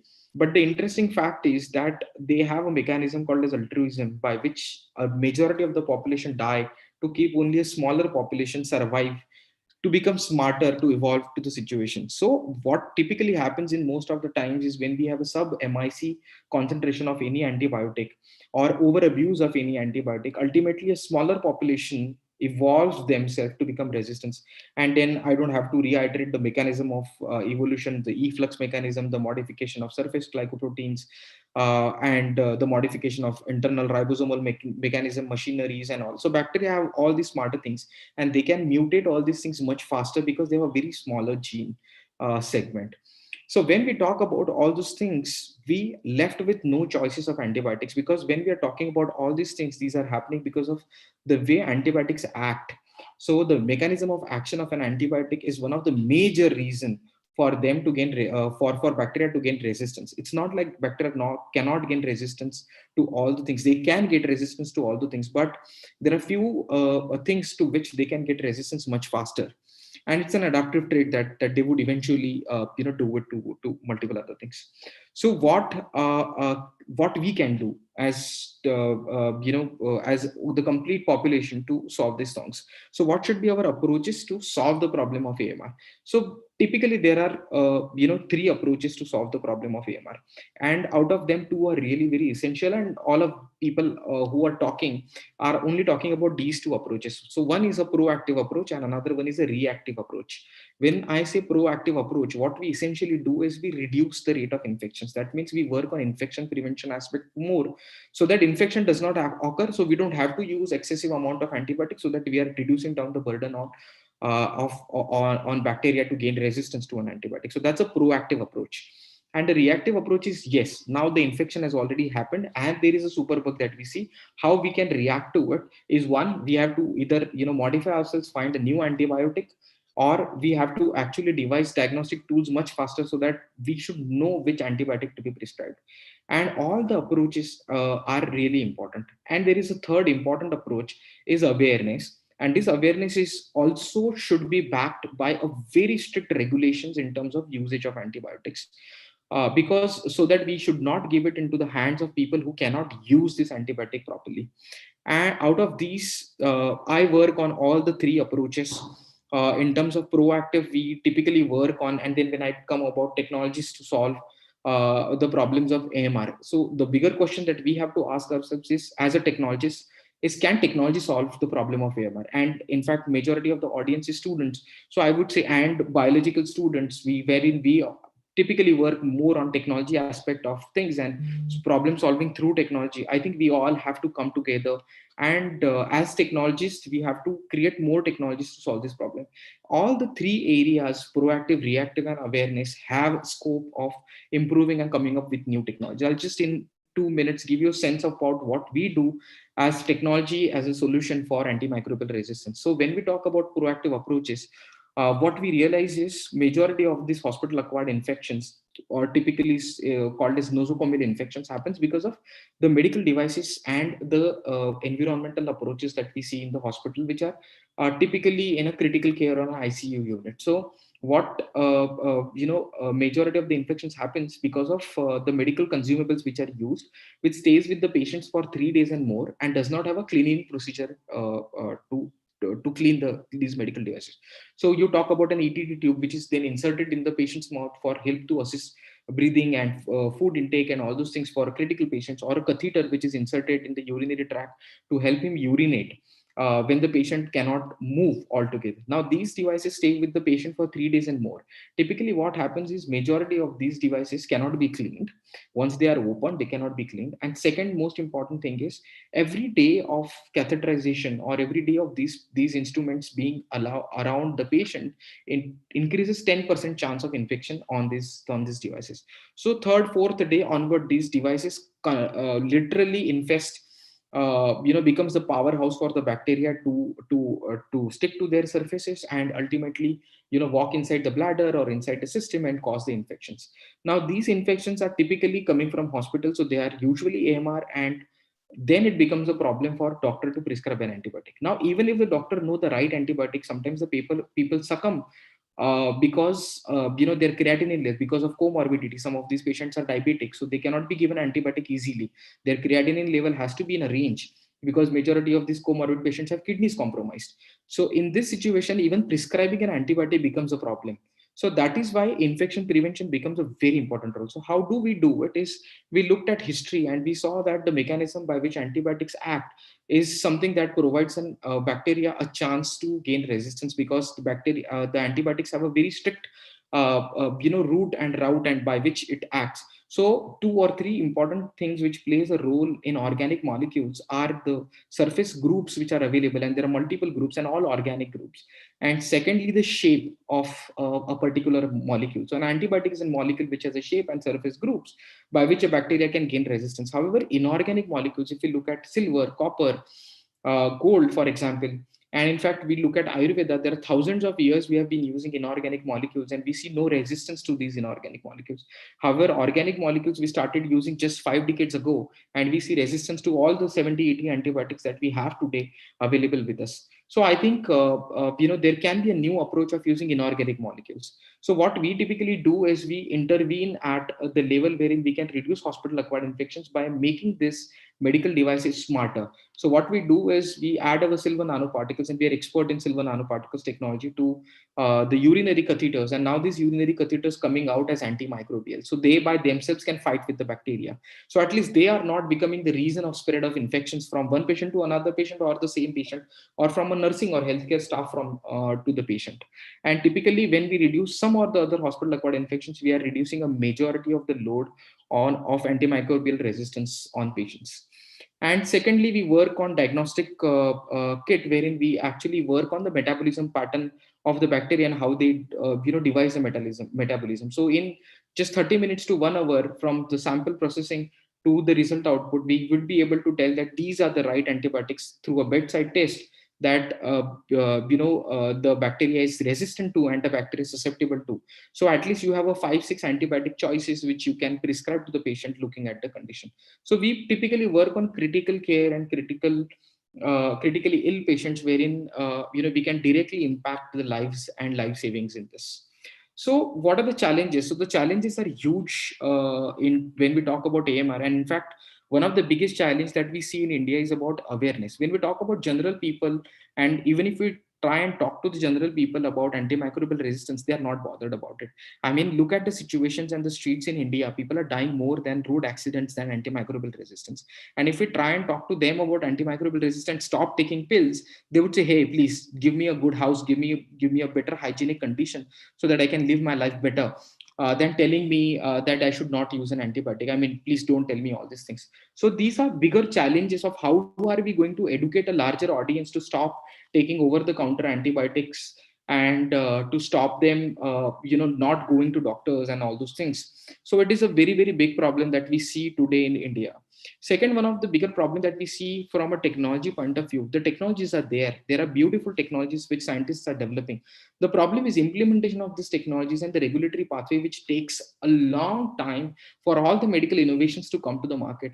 And I think here is a very big problem by the technologies. I mean, see, for us to develop an antibiotic, it takes 7 years, and for a bacteria to gain resistance, 7 hours. So it's a very big problem that we are right now facing. So we have to be smarter in terms of evaluation. I think there can be a technological implementation part there itself in the evaluation part of all the newer technologies, from either from diagnostic point of view or from antibiotic point of view and multiple other aspects. We have to also reduce down the time on the regulatory front as well. And I think India has to work a lot on regulatory front, wherein there are a lot of innovators coming up with newer technologies, but regulators are not able to support them in terms of giving faster regulatory access to that. And it's not only the problem with India, but also USFD and multiple other regulators. I think regulators, so I think the way to conclude my talk, the best solution that we have all in our hands to help and support this ecosystem is through collaborations. And collaborations can happen in three different regions. One is government has to come together, open their arms. Second is public has to come together, open their arms. And third is institutions has to come together and open their arms. From government, I mean to say regulators, of course, has to come out and talk a lot about it. Government agencies which are important for propaganda kind of things. And I think in India, the health department has done an excellent job in terms of doing an awareness about COVID-19, before that polio and malaria and multiple other diseases. And I think a lot of general audience is already accustomed to the knowledge base which is available. So I think they all have to come together and work in that. And finally, the policymakers has to play a very important and strong role in government. In fact, look at the Prevent It and all those University of Erasmus, or Nesta, Longitude Prize. All these organizations came because the Parliament, WHO, and all these people are very much aware about the problem of AMR which is happening in the Western world, and they also want to create policies to implement all those things. So just not only government can play a role, but also public. In public, I would say the innovators like you and me, the teachers who are sitting in academic situations, the students, all of us understand science very well than general public. So it becomes our responsibility first to actually act. I think even if we educate our parents, our family members to not take over the counter antibiotic and reduce, all the measures to reduce antibiotic resistance, I think we can do a great job. So it is a very important aspect for a public to science-based public to actually, and I think we constitute to around 3, 4, 5% of the total population. I think even if the 5% of the total population influence next 5% of the population, we've directly reaching to 10% of the total population. So I think this is something that we all need to do. And thirdly, institutions has to come together, whether it is hospitals, larger hospitals, government hospitals, public hospitals, has to come together, talk about it openly, that yes, we are facing the problem of antibiotic resistance. Yes, hospital acquired infections are there. Then only innovators and government can implement solutions to reduce down the infections. We don't have to go behind the curtain saying, okay, fine, oh no, there are no infections. No, it's not the way forward. I think we have to openly say that yes, there are challenges, and yes, we are ready to face those challenges, and we are ready to implement solution to solve these problems. Secondly, all the innovators, R&D institutions has to open up in India. R&D institutions are the least they have highest amount of resources, and they are the least utilized resource in India. I think all these research institutes has to come out with open arms. They should not have security guards on their gates. They should let all the students to come inside, and let all the students to talk to scientists, because there has to be an exchange of ideas, exchange of out of box kind of thinking has to happen, because these people are sitting on the largest resources in India. So they have to come up, open their arms, and help the whole community, innovators community, students and colleges community and academia, to actually reach out to move forward. And I think industry is doing their job to the fullest in terms of doing this. And I think industry has to play a very important role in not, and I think all these larger pharma companies not implementing all these practices wherein they enforce the use of antibiotic.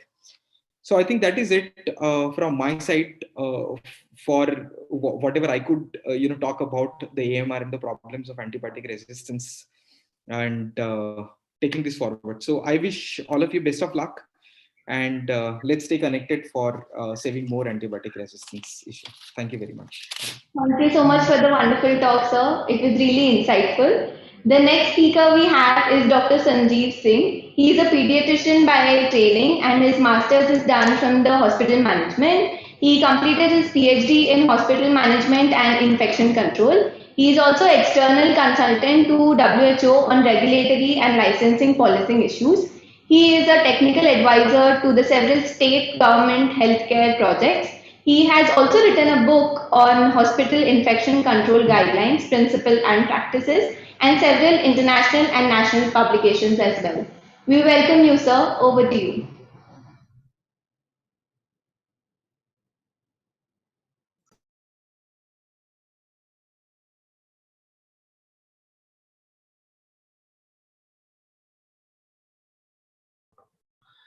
Thank you so much for this opportunity, and thank you for organizing such a fantastic program. And it was great to hear Dr. Milind speak so comprehensively. I'll quickly go over on implementation science, because we know AMR is a problem. We know antibiotic stewardship is a possible solution. It is just not antibiotic, it could be antimicrobial, involving fungal, tubercular, viral, diagnostics, and every bit of it.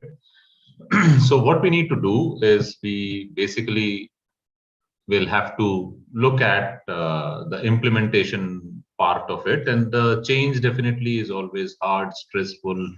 People come up with lots of baggages and it is becoming very, very difficult. But implementation science is a behavioral change, and where you engage with the professionals, with all the stakeholders, and look at various techniques. And there are good examples which are already there within the country, within the various parts of the continent. So one of the most important solutions could be looking at a comprehensive. So we have done some work with UK on implementation science, and we have published this using feedback data to reduce surgical site infection. It was a systematic scoping review, and there are lots of good data which is sort of available. So there is a framework which also could be adopted towards a structured approach.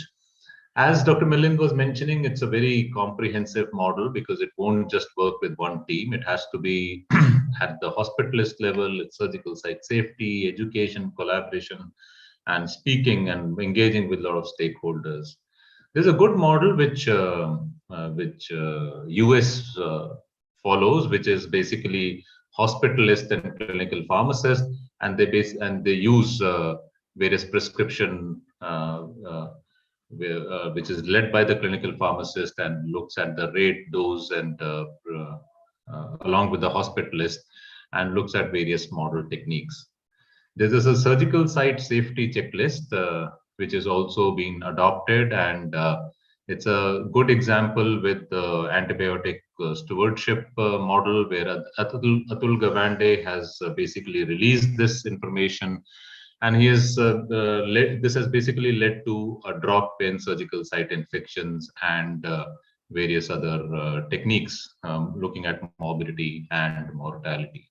So there is an IHI driver diagram which people use, which are primary drivers and secondary drivers, and where appropriate de-escalation, escalation of mechanism would happen for antibiotic stewardship. There are various guidelines which are also being used for community acquired and hospital acquired infections, and that would be again very important to adopt those presumptive therapy and empirical therapy when this is getting used. A lot of times point prevalence surveillance would be important, and it would be always good not to have a longitudinal variety of surveillance being done, but a point prevalence surveillance where one point of time you see how the data looks like, and degree of participation from various organizations, and the bed occupancy levels and the neonatal. We have seen this with other antibiotic prescriptions. We have seen with other antibiotic surgical prophylaxis. We have seen this with what is good nomenclature, and compared it with the European institutions, and see that basically there are various kinds of poly and monoform pharmacies which are there, which needs to be sort of put in place. So there are various models like putting in a good antibiotic stewardship team, which is linked to drugs and therapeutics committee, and looking at risk management, clinical governance committee, and getting all the people together. A good antibiotic stewardship would only work when there is either a formulary restriction, a prospective audit, having a multidisciplinary team, and putting all of it together and getting the data where you share this information and then look at conversion of guidelines into a good educational and computer decision support system mechanism where it is applicable. Now, in India, it becomes very difficult to pre-authorize antibiotic because everybody would like to just use when it comes, because you don't own the patient, it is the surgeon, it is the physician who owns the patient. So it's a front-end technique where you authorize few things, but then it is a back-end technique where basically you look back and look at the reviewing of the dose, IV to oral, and looking at duration of therapy. But this is only a good model, which I think it works in India, which is start smart and then focus. Allow everybody to give antibiotic based on antibiogram, right drug, right dose, right time, right duration, which is empirical in nature. But then go ahead and review it. Stop, de-escalate, escalate, change, poly, micro, monopharmacy, IV to oral switch, and all of it could be reviewed on day 1, day 4, day 7, and that would be a good model. So we followed almost similar thing with the state of Kerala, and we worked with the Ministry of Health and professional bodies, got a government order released for all the hospitals to follow antibiotic stewardship. So it has gone to all the labs, all the pharmacists, and then there is a lot of monitoring which is going on. We also published this, a roadmap, where we have been working with the government since 2013, looking at all the gaps initially, and then published clinical guidelines along with the professional societies, and then an EMR containment program. Now we are collecting data, which is there. We also went ahead and changed the curriculum at the undergraduate, because everybody says that it is good to catch people young, and so that they participate well in rational antibiotic prescription. But it's not going to end there. Basically, there are, other than undergraduate and postgraduate levels, there are lots of champions, and these are initiated through Indian medical associations. So there are 122 trainers which work on all the 14 districts in the Kerala, and they basically go ahead and reach out to all the general practitioners to say what works best and how do we appropriate or rationalize therapy. But this is not enough. Human health, it's gone beyond that, and we geotag all the animals. We give chicken, which is antibiotic free. So there is an animal health strategic work which is also sort of going on, where we track the antibiotic which has been there in animal meat, milk, and poultry farming. Environment, if there are unused antibiotic, it cannot be just sort of thrown into landfill and water. It needs to be rationally disposed, and we collect all of it in the green bag. So we are taking care of human health, we are taking care of animal health, we are taking care of environment health, and that's the One Health approach in antibiotic. We looked at the structure, process, and outcomes in our institute, and looked at how do you put people in place, how do you review processes, and monitor outcomes at all point of time. And then we saw a rationalization of dosing, the loading therapy, the duration of therapy, the intervals, and looked at the cost, because that's how the private hospitals are governed. And the good antibiotic stewardship practices at our institute, we possibly would have done a cost of benefit analysis of 7 crore. And it does make a lot of sense, because we've looked at direct cost, we've looked at indirect cost, and we've also looked at opportunity cost. We published this in Infectious Disease Society of America, where we have reported that there are inappropriate therapies, but compliance to antibiotic stewardship recommendation really helps. And And our work with the government, we are the technical advisor to the state of government on antibiotic stewardship and infection prevention. So implementation is the key and it is important, and that is how now we track all the infections, all the antibiotics which has been given and we timestamp each and look at the roadmap of all the cases which are there. We also look at ethnography and sociogram, look at how the communication happens between the surgeon and the patient and the carer. And we also realize that patient centricity is a Western concept, and it's a lot of carer centric and patient centric approach. And the antibiotic and infection prevention communication is very, very minimal. And that's how now we are working with 7 states, and implementation science is extremely important. I would like to just stick to the time which has been allocated to me. And that is how that's a wonderful, beautiful team which I have, which works continuously behind the scenes and deliver what is so very important. AMR is a problem, and there is definitely a solution, and implement it well. And I think that's the way ahead. Thank you so much for giving me this opportunity, and over to you.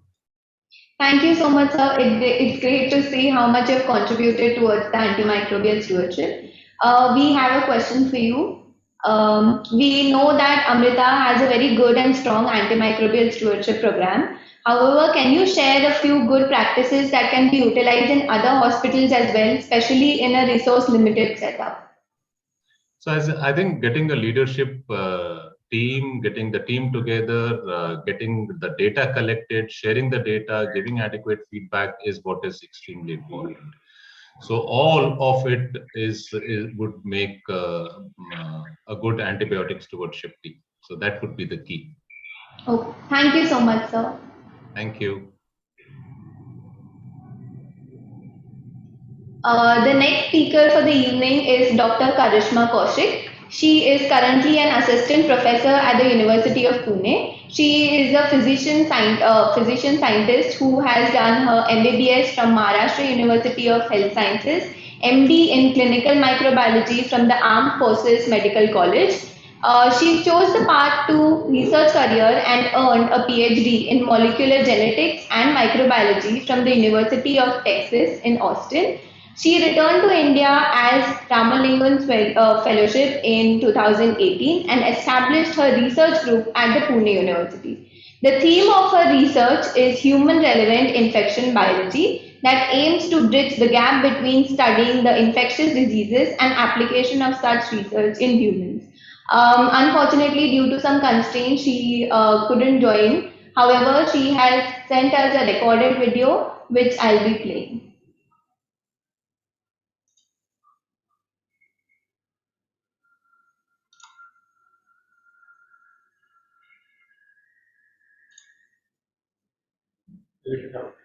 First, start the video and then change this.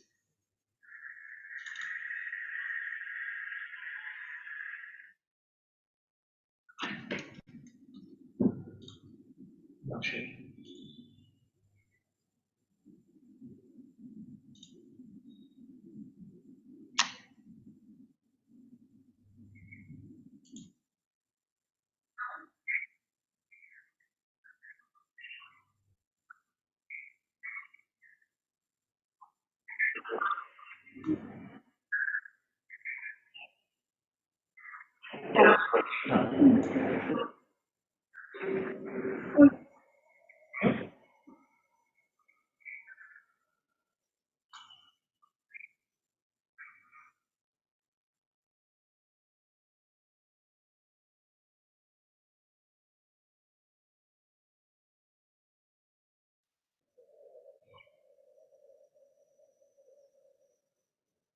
Should not ideally.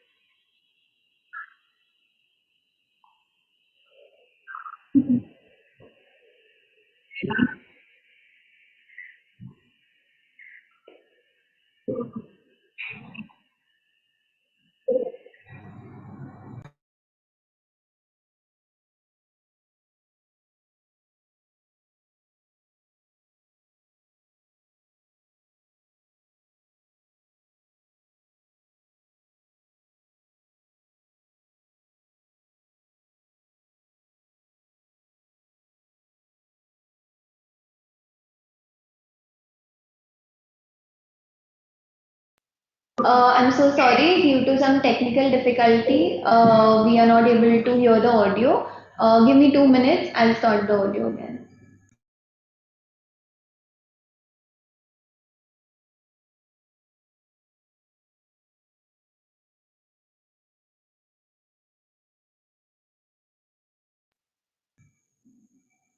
Very non-specific, a generalized mechanism. This work has been funded by our time and resources. It doesn't have any dedicated funding source.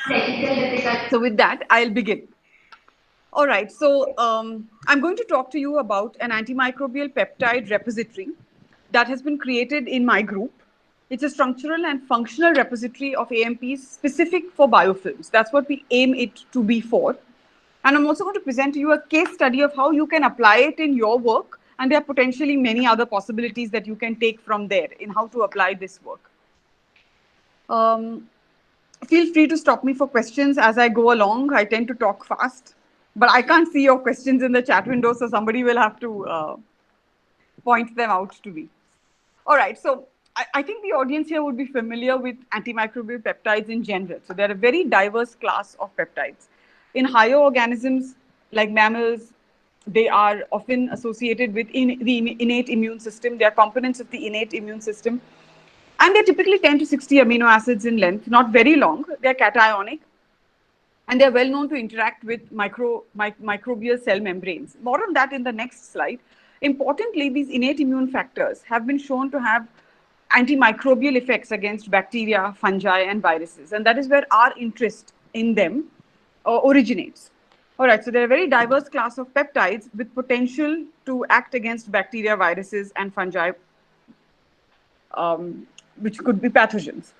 All right, so AMPs typically have been associated with their membrane function, or the membrane disruption, which means they interact non-specifically to the, say, microbial cell membrane, bacterial cell membrane, and then through various mechanisms insert themselves into the membrane and disrupt the membrane. So the ultimate effect is cytoplasmic leakage, lysis of the cell, and death of the cell. So this is, when we think of AMPs, we think of its membrane disruption action. So that's a very non-specific, a generalized mechanism, which, boom, bursts open the cell. But what is increasingly being recognized of potential is the fact that AMPs also have intracellular targets in addition to their membrane activity, which means they can traverse the cytoplasmic membrane in microbes, in bacteria, for example, and target specific components of the bacterial cell wall or intracellular components in the cytoplasm. So this could be proteins, ribosomes, peptidoglycan in the cell wall. It could be specific enzymes in the cytoplasm. And this makes AMPs function beyond their membrane activity, which makes them multifunctional.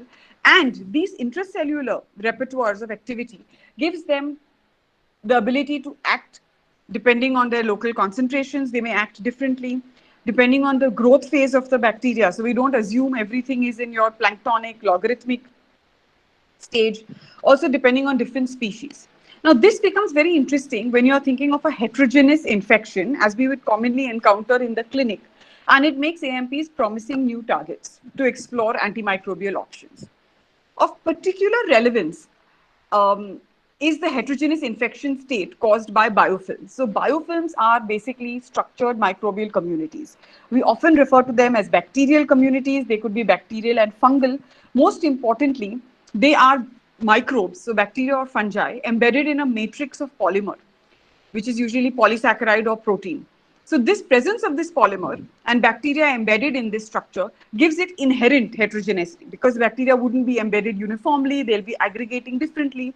It would also cause gradients, the presence of polymer, chemical gradients, nutrient gradients, gas gradients, which again adds to the heterogeneous structure of the biofilm.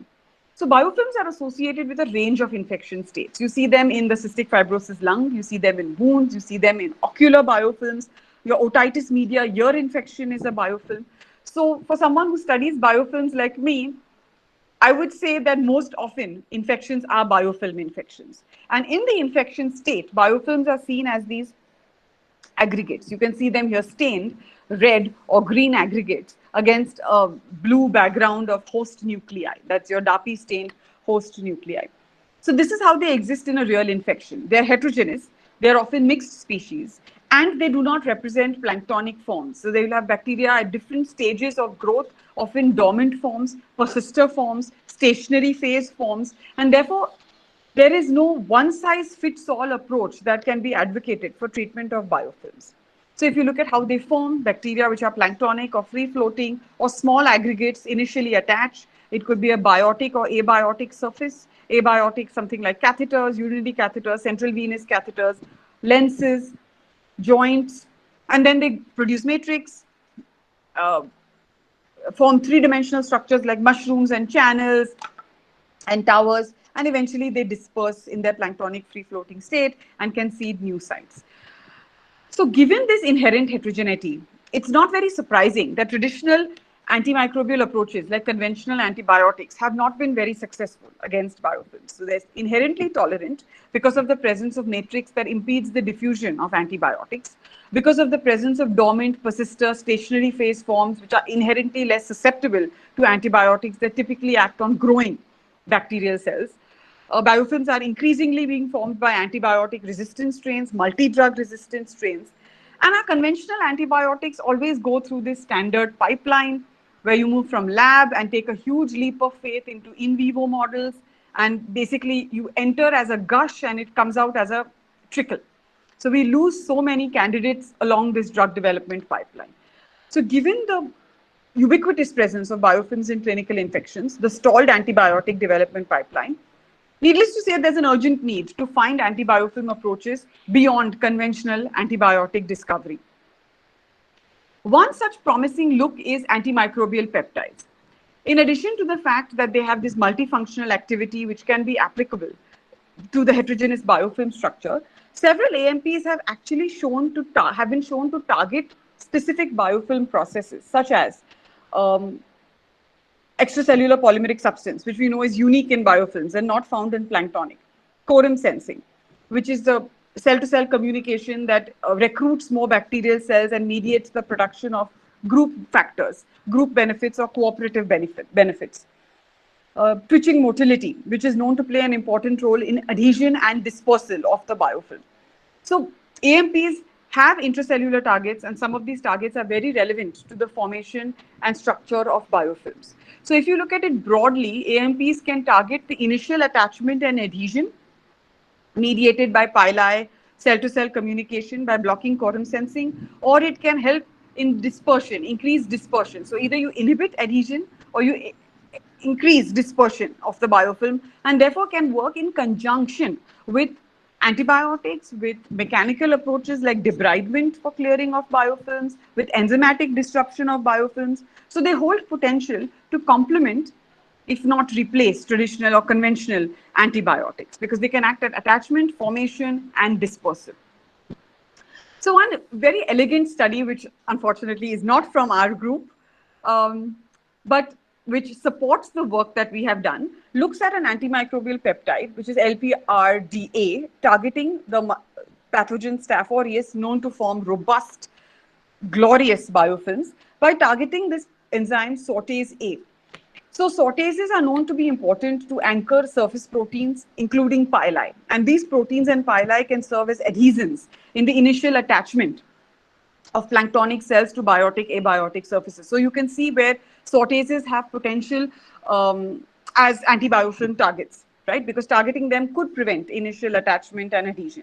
So they did a screening with your in silico molecular docking They also did MD simulations, and they found that from a range of oligopeptides that they started with, they found that this one peptide showed high binding affinity to the sortase A protein of Staph aureus and localized to the catalytic pocket. All right, so this was started off with an in silico screen. They then took it to in vitro and in vivo work, and they showed that it could inhibit the binding of the cells to fibronectin, the Staph aureus cells to fibronectin. So you see here, when you add the peptide or when you work with a deletion mutant, you don't see those fluorescent green Staph aureus cells binding to fibronectin. And fibronectin it's present in infection sites. It's a matrix protein and likely to coat abiotic surfaces or be present in the attachment of planktonic cells to form biofilms. So this peptide could do that, which was very similar to not having the sortase protein at all, sortase A protein at all. It also could inhibit biofilm formation, which you see when you add 25 micromoles of the oligopeptide in comparison with nothing at all. And this is very similar again to deleting the sortase A function from Staph aureus. So it showed, so it's what started off as a screen with in silico docking and MD simulations could show in vitro activity, the specific peptide, and when taken into an in vivo model of mouse mastitis, which is a breast infection, breast abscess in the mouse, you could basically see that there was a drop in colony forming units at the site of infection in the presence of the peptide, and also reduced inflammatory response. So this is an elegant piece of work because it starts with in silico work and you actually take it up to an in vivo model, right? It's rare that you're able to cover this entire spectrum in one piece of work. So it's definitely elegant, but it is also one peptide. And they screened, I think, 7 or 8 peptides. Now, when we are dealing with a situation that we have this array of antimicrobial peptides, thousands of them, and we have so many stages of biofilm, antibiofilm potential that they could exert, the big question is, how do we bring this array to the table? How do we evaluate them? Doing such an elegant study for thousands of them is not possible. In vitro and in vivo biofilm work is extremely time, resource, labor intensive. And we know what a big hit we've taken during the pandemic when we couldn't access the lab, right? This is not work that can be done remotely at all if you're doing bench biofilm work. And even if you find lead molecules, taking them through the pipeline is, time intensive for sure. So the question is, we have this potential of antimicrobial peptides. They have potential to act against biofilms. And where do we bridge them, right? Are we losing opportunities by basically not having robust pipelines to be able to evaluate them before time-intensive biofilm studies? So understanding this for various other disease states and infections, we have been looking at computer-aided approaches like virtual screenings, structure-activity relationships, drug-target interactions, which is where all the molecular docking and molecular dynamic simulations comes in. So there's been increasing focus to apply virtual approaches for antimicrobial discovery, including antibiofilm discovery. And you can see where that can come in. For example, if you have a peptide or a small molecule, you use an in silico approach, identify targets, and then move them towards in vitro studies, because these are going to be time consuming. And subsequently, you can take up potential candidates further down the pipeline to additional in vitro work and in vivo work. So in silico work appears to be an opportunity to bridge this vast array of antimicrobial peptides and potential for antibiofilm activity and discovery of new antibiofilm agents. Recognizing this in the context of antimicrobial peptides, only AMPs I'm talking about here, not other small molecules, there is a substantial amount of online resources available of AMP sequences and experimental information, structure information, activity, etc. One of them is DRAMP, right? So this is this vast database of antimicrobial peptides sequences mainly, with some information on structure and activity. So all of this is there. It's manually curated, regularly updated, and it's one of the foremost databases which host antimicrobial peptide sequences. In addition to this, taking antimicrobial peptides specific to biofilms, there are other databases. For example, BAAMPS, which tells you about AMPs that have been experimentally tested against biofilms. So what were the conditions used? What was the strain? What was the temperature of incubation?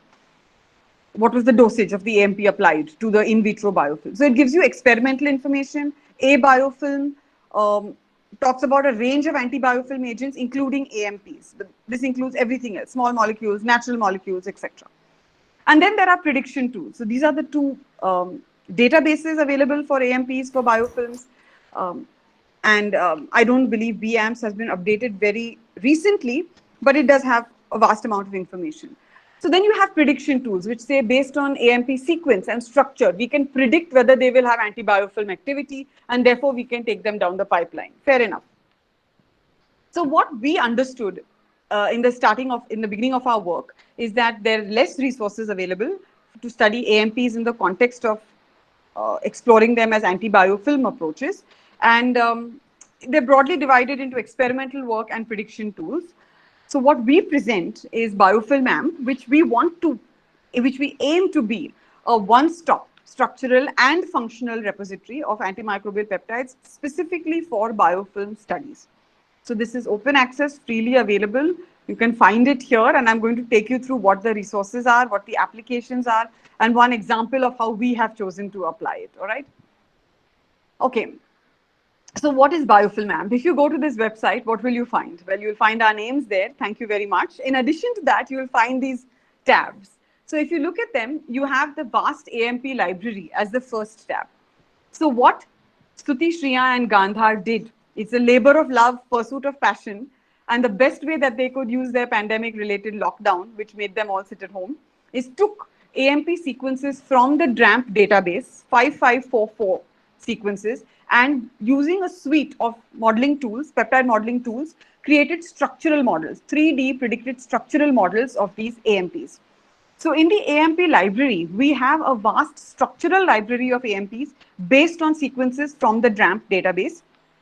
This is, we have a search feature enabled in this tab, where basically you can search for an AMP based on the source. For example, if you type frog, fish, lizard, Komodo dragon, it will show you the relevant AMPs in that segment.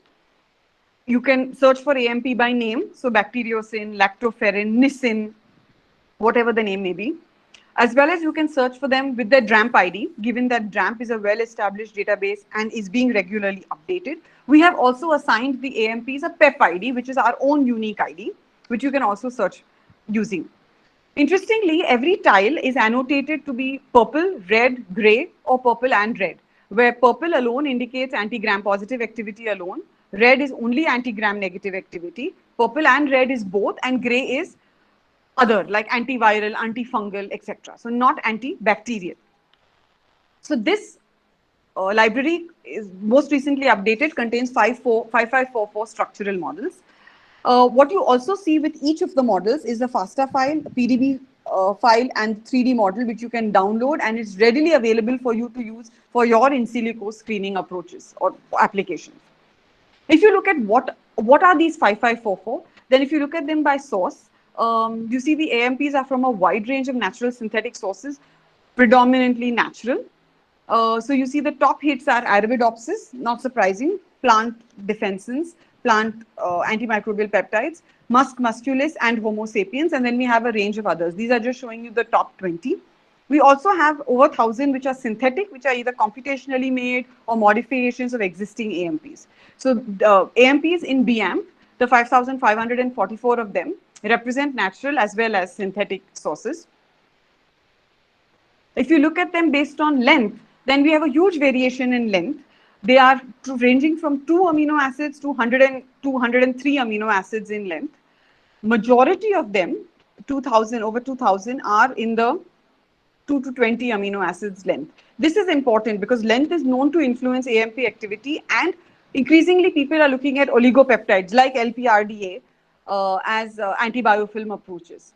So we have more than 2,000 oligopeptides that can be searched for, downloaded, and applied for in silico applications.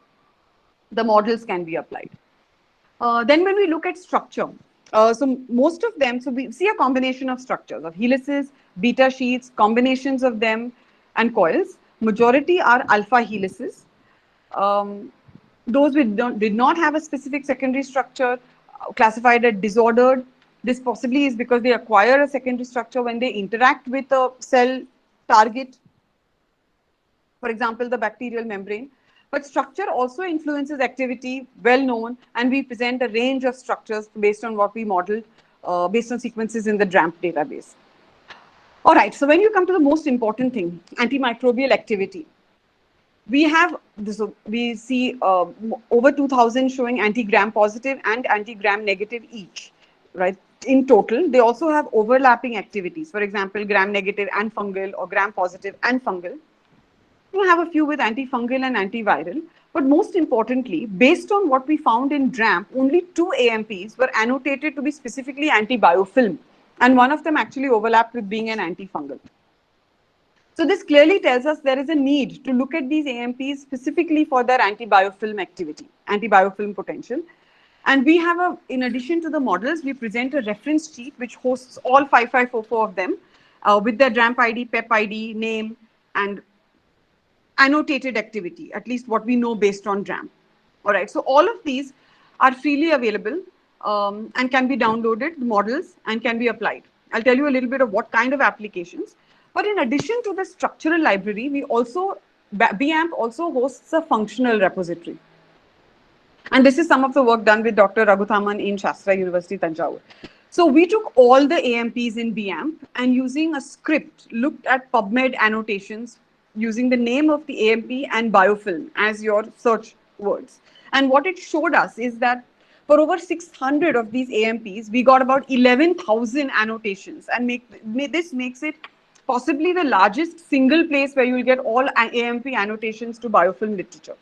So we present this again in the database as the number of articles found, as well as each article broken down, and there are 11,000 of them. What this tells you is for a given AMP, what has been the existing work done in the area of biofilms.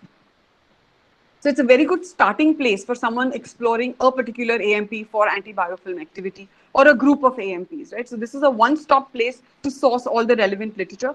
We continue to update it. If there are any false hits, we manually curate it. So to the best of our knowledge, we have culled this information. We continue to refine it. So given that I've presented BAMP to you, what would you do with BAMP? And then I'll shift gears and tell you a little bit of what we did with BAMP, but what could you do with BAMP? So you have the PDB file, FASTA file, you have the model. It can be used for in silico molecular docking, MD simulations, structure activity relationships, prediction of structure-based activity, for example. So with all these resources, these are downloadable files ready to use, right? They're manually, they've been prepared by us, by Stuti, Shreya and Gandhar. Shreya and Gandhar are here, and they've been uploaded, and we continue to check them and add more. So you can use them, this huge structural library of over 5,000, which is regularly updated, to establish in silico screening pipelines, virtual screening pipelines, when you're looking at a specific biofilm target. Also, we present all these AMPs annotated to existing literature sources, which are easily searchable based on the reference sheet as well as their PM IDs, right? So it annotates it to DRAMP and PEP ID, and this information, these papers represent structural information, source information, activity of the AMP against the biofilm, experimental conditions used. So everything that is relevant if you are proceeding to take in silico towards in vitro, what has been done before, in vitro or in vivo for that matter. So it's a huge library of AMPs relevant to biofilm studies. So maybe I'll just stop for any questions so far and then move into how we applied this as a case study. How does that sound? Any questions so far? If somebody can read them out to me, because right now I'm talking to my computer screen. So if anyone can read them out to me. There is one question actually. Yes, please. Can slime layer form biofilm? I hope everyone has noted BAMP and will go and take a look at it. I'm certainly hoping so. Any other questions, Ranjit? Shall we affecting hospital settings, which means patients who are on other treatments, post-surgery, immunosuppressed states. All right. So in Corynebacterium striatum, as with diphthery, as with the species, you have cell surface pili, which are these filamentous appendages protruding out of the cell. Different from flagellum, in which that they are not one or a few at one end, but they're uniformly distributed throughout the bacterial cell. So cell surface pili are important for adhesion. So they function as virulence factors helping to adhere. In the case of diphthery, it helps adhere to pharyngeal epithelial cells. In the case of striatum, it helps adhere to the wound bed. It helps adhere to the cornea. It helps adhere to skin, catheters, etc. So it's important for adhesion, and these initially adhered cells, initially attached cells, then proceed to form the biofilm. So very important to form these cell surface pili in the corynebacterial family is the sortase enzymes. And I take you back to that example I gave you, which was to lead into this work of sortase A in Staph aureus. Sortases are critical enzymes in the gram-positive spectrum. They play an important role in assembly and display of surface factors, including pili, as well as other adhesins. So in corynebacterial species, sortases help anchoring and assembling and anchoring pili to the cell surface. So how do they do it? For example, you have 5 groups of sortase enzymes, which sortase C functions here as a pilin-specific sortase. So what it basically does is through a cysteine transpeptidation reaction, recognizes a motif in the pilin subunit and anchors the pilin subunit to the cell surface, and then anchors additional pilin subunits on top of that basal pili. So it forms a basal pili, a polymer tube, a multiple pili, and then a tip pilin, which is also assembled. So sortases, as a result, and some sortases also help adhere this entire pilin structure to the, anchor it to the cell wall. So assembly of the pilin structure and anchoring it to the cell wall. Sortases, therefore, given their role in displaying and forming surface appendages, which are important for adhesion and attachment of bacteria and gram-positive bacteria, have been identified as antibacterial, and as I showed you in the Staph aureus sortase example, anti-biofilm targets as well. So given that there is a recent interest in this emerging pathogen, the striatum genome was only annotated in 2018. And few groups in Spain, Portugal, and Tunisia are working on it.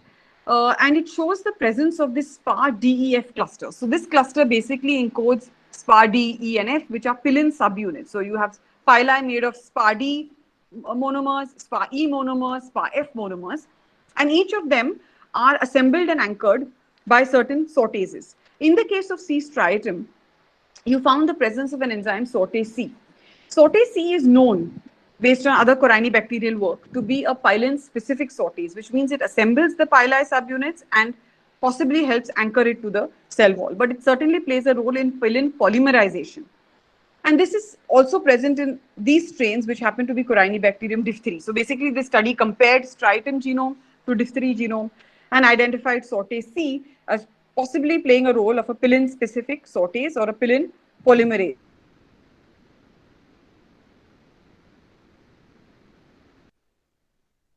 Here, where orange is your pilin-specific sortase, and it's assembling these pilin monomers, starting with the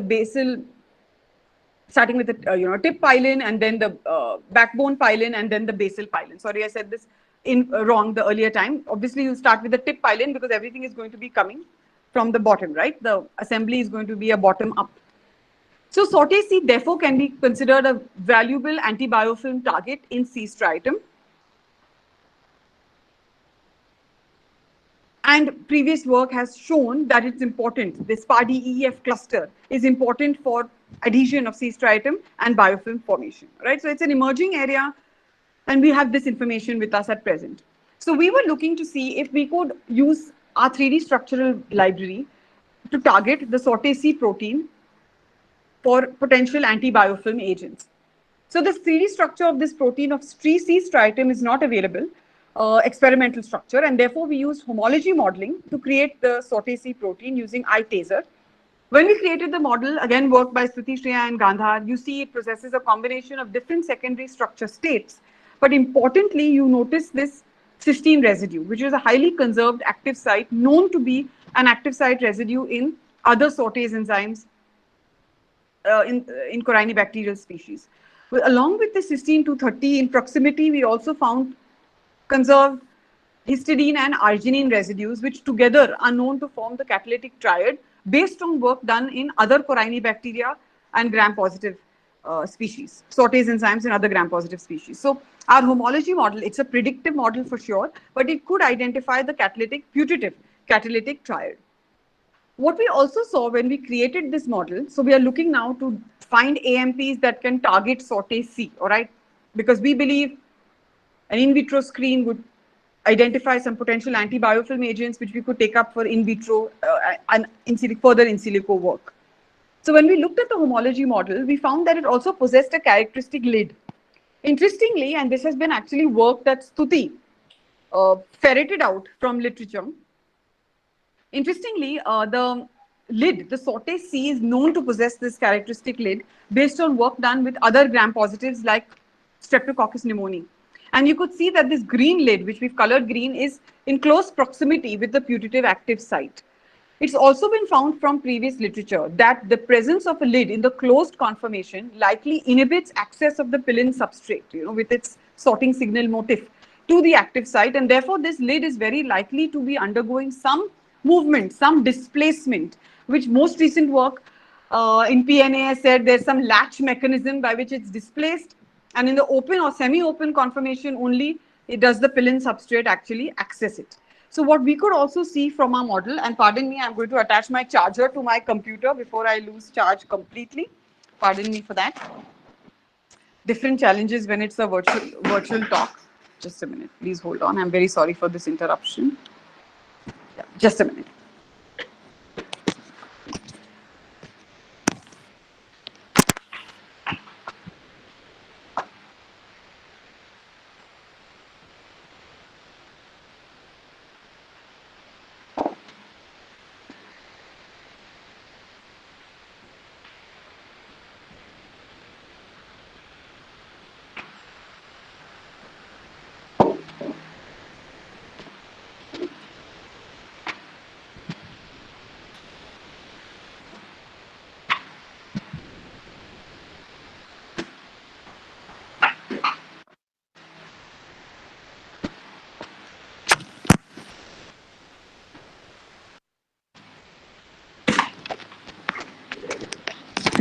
All right. Thank you for that. I hope that gave you a little reprieve from me. All right. So where were we? We were talking of the semi-open lid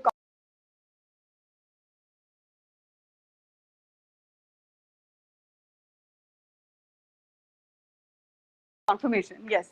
So when we make, based on our model, we also saw that the aspartate residue in this lid was very close in proximity to the arginine residue of the catalytic site triad, as well as the aromatic residue of trip, who seemed to be in close proximity with the cysteine residue. So we, based on what we found previous literature, which was experimental work done in strep pneumoniae, concluded that our model represents the closed lid conformation, likely to inhibit substrate access. So what we did was, again, based on previous work with strep pneumoniae, created a mutated model of the Sorte C protein where we replaced the trip and aspartate residues with alanine residues. What we found immediately with this model, you found that there was a cavity created between the lid and the active site triad, possibly mimicking the semi-open lid conformation and enhancing substrate access. At least that's what it did in strep pneumoniae. So we went for our in silico molecular docking using this semi-open lid conformation, which we had modeled based on literature, based on reports in literature. So then we had a predicted model of the Sorte C protein in a conformation that likely mimics this displacement seen during pilin assembly, the semi-open lid. We then looked at all the structural models of AMPs we had in biofilm AMP, and we filtered only anti-gram positive AMPs. Because remember, we had 5544. To narrow it down, we made, using a script, we filtered anti-gram positive activities. And from them, which was again 2000, over 2000. So from them, we selected 100, which were in the 2 to 20 length. Again, because we were looking at oligopeptides, and there were also some limitations of our docking software, Autodoc Vina. So nevertheless, we selected 100. We also modeled the pillin subunit, which showed its sorting signal motif LP-XTG or LP-MTG. And we used that as the positive control, which is shown in A here, PEP1. And then all B to K basically are representative peptides of the 100 in the 2 to 20 length. So using Autodoc Vina, we subject these peptides to protein peptide in silico molecular docking using LP-XTG as the positive control. What did we find? So starting with PEP1, starting with the pillin subunit, we found that it formed hydrogen bonds with two catalytic site, two residues in the triad, which was actually with only histidine, I believe, if I'm not mistaken. Yes, with only histidine. So it formed with histidine and two others which were in proximity to the triad. But for the rest of them, so there was no interaction seen with cysteine. Why this is so? It's possible we are still not allowing complete access based on our homology model. It could be selectivity of cysteine. We are not certain, but it interacted with histidine in the triad. That is our positive control. Then when we looked at all the other AMPs, we found a range of, as we increase length, you find a range of docking scores and, not very visible, but we found a range of residues which included the triad, near the triad and far away from the triad. So, all right, we had all this information for 100 AMPs, but it still doesn't solve my issue is which peptide would I want to take up for in vitro work, given that I know what it takes to do in vitro work. So, and again, this is something that Stuti came up with. We created a preference scale based on two criteria, docking scores and interacting residues. So obviously, residues, which were the triad, were placed higher in the preference scale, followed by near the triad, followed by away from the triad. And we also categorized within that preference to, so there was nothing that interacted with cysteine, but preference to histidine, arginine, and then near the triad and then away from the triad. So what this allowed us to do was categorize your 100 AMPs into a score, and then you had those with score 10, means they interacted with two catalytic site residues, which means histidine and arginine, and then 9 was with only histidine, and 8 was with only arginine, and 7 was histidine plus something near the triad, and so on. So this entire preference scale is also available, along with all these 100 protein peptide interaction models that we created. So certainly it takes more to say whether a peptide is going to be effective, antimicrobial, and even more to say antibiofilm. But what we can do with the structural models available is establish a starting point where at least instead of where do I search in 5,000, where do I search in 2,000, where do I search in 100, I can at least start with 10. And based on the fact that previous work, for example, with Staph aureus and Sortes A, started with docking in MD simulation and did show robust antibiofilm activity in vitro and in vivo, this kind of presents a logical approach. Certainly not foolproof or all-inclusive, but it presents a logical approach to begin at least with these 10 and take them up subsequently. Another thing you could do is subject these to additional in silico work like structure activity relationship studies or predictive tools to see whether they would actually work and further sort among this list. So what I present to you so far, and I think the talk has been timed well, is Biofilm AMP is a one-stop repository which we are working on to expand its structural and functional capabilities even more than what it is. It has 3D models over 5,000. It has filtered lists of anti-gram positive peptides. It has protein peptide interaction models, 100. And it has more than 11,000 biofilm papers annotated to specific AMPs in the database. All the tools, all the scripts used are freely available, so you can modify them for your filter needs, as your work demands. And it's manually curated, culled, and we regularly update it. So the last update was in October, and next update is in January. So this is where it is. Please use it. Please tell us if you found it useful. If you didn't like something about it, let us know. We are the ones who are going to be improving it and changing it. So your feedback is welcome. I'd like to acknowledge the team that put together this project exclusively remotely and under trying circumstances. It's really their dedication, passion, and to me, Stuti, Shriya, and Gandhar exemplify what a research project given to a master's student can lead to. And it's right now it's available as a preprint, but it's also under review. So more on that when we hear back from the review. So I'm happy to take questions, and I'll leave you with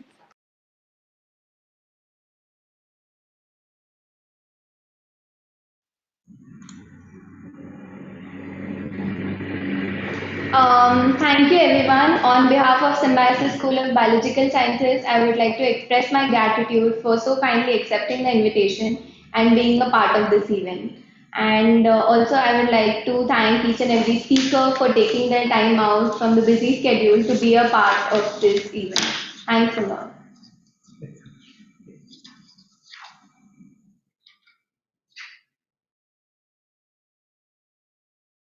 There is a feedback form in the description. Please kindly fill it and let us know what you think about the event. Thank you. See you.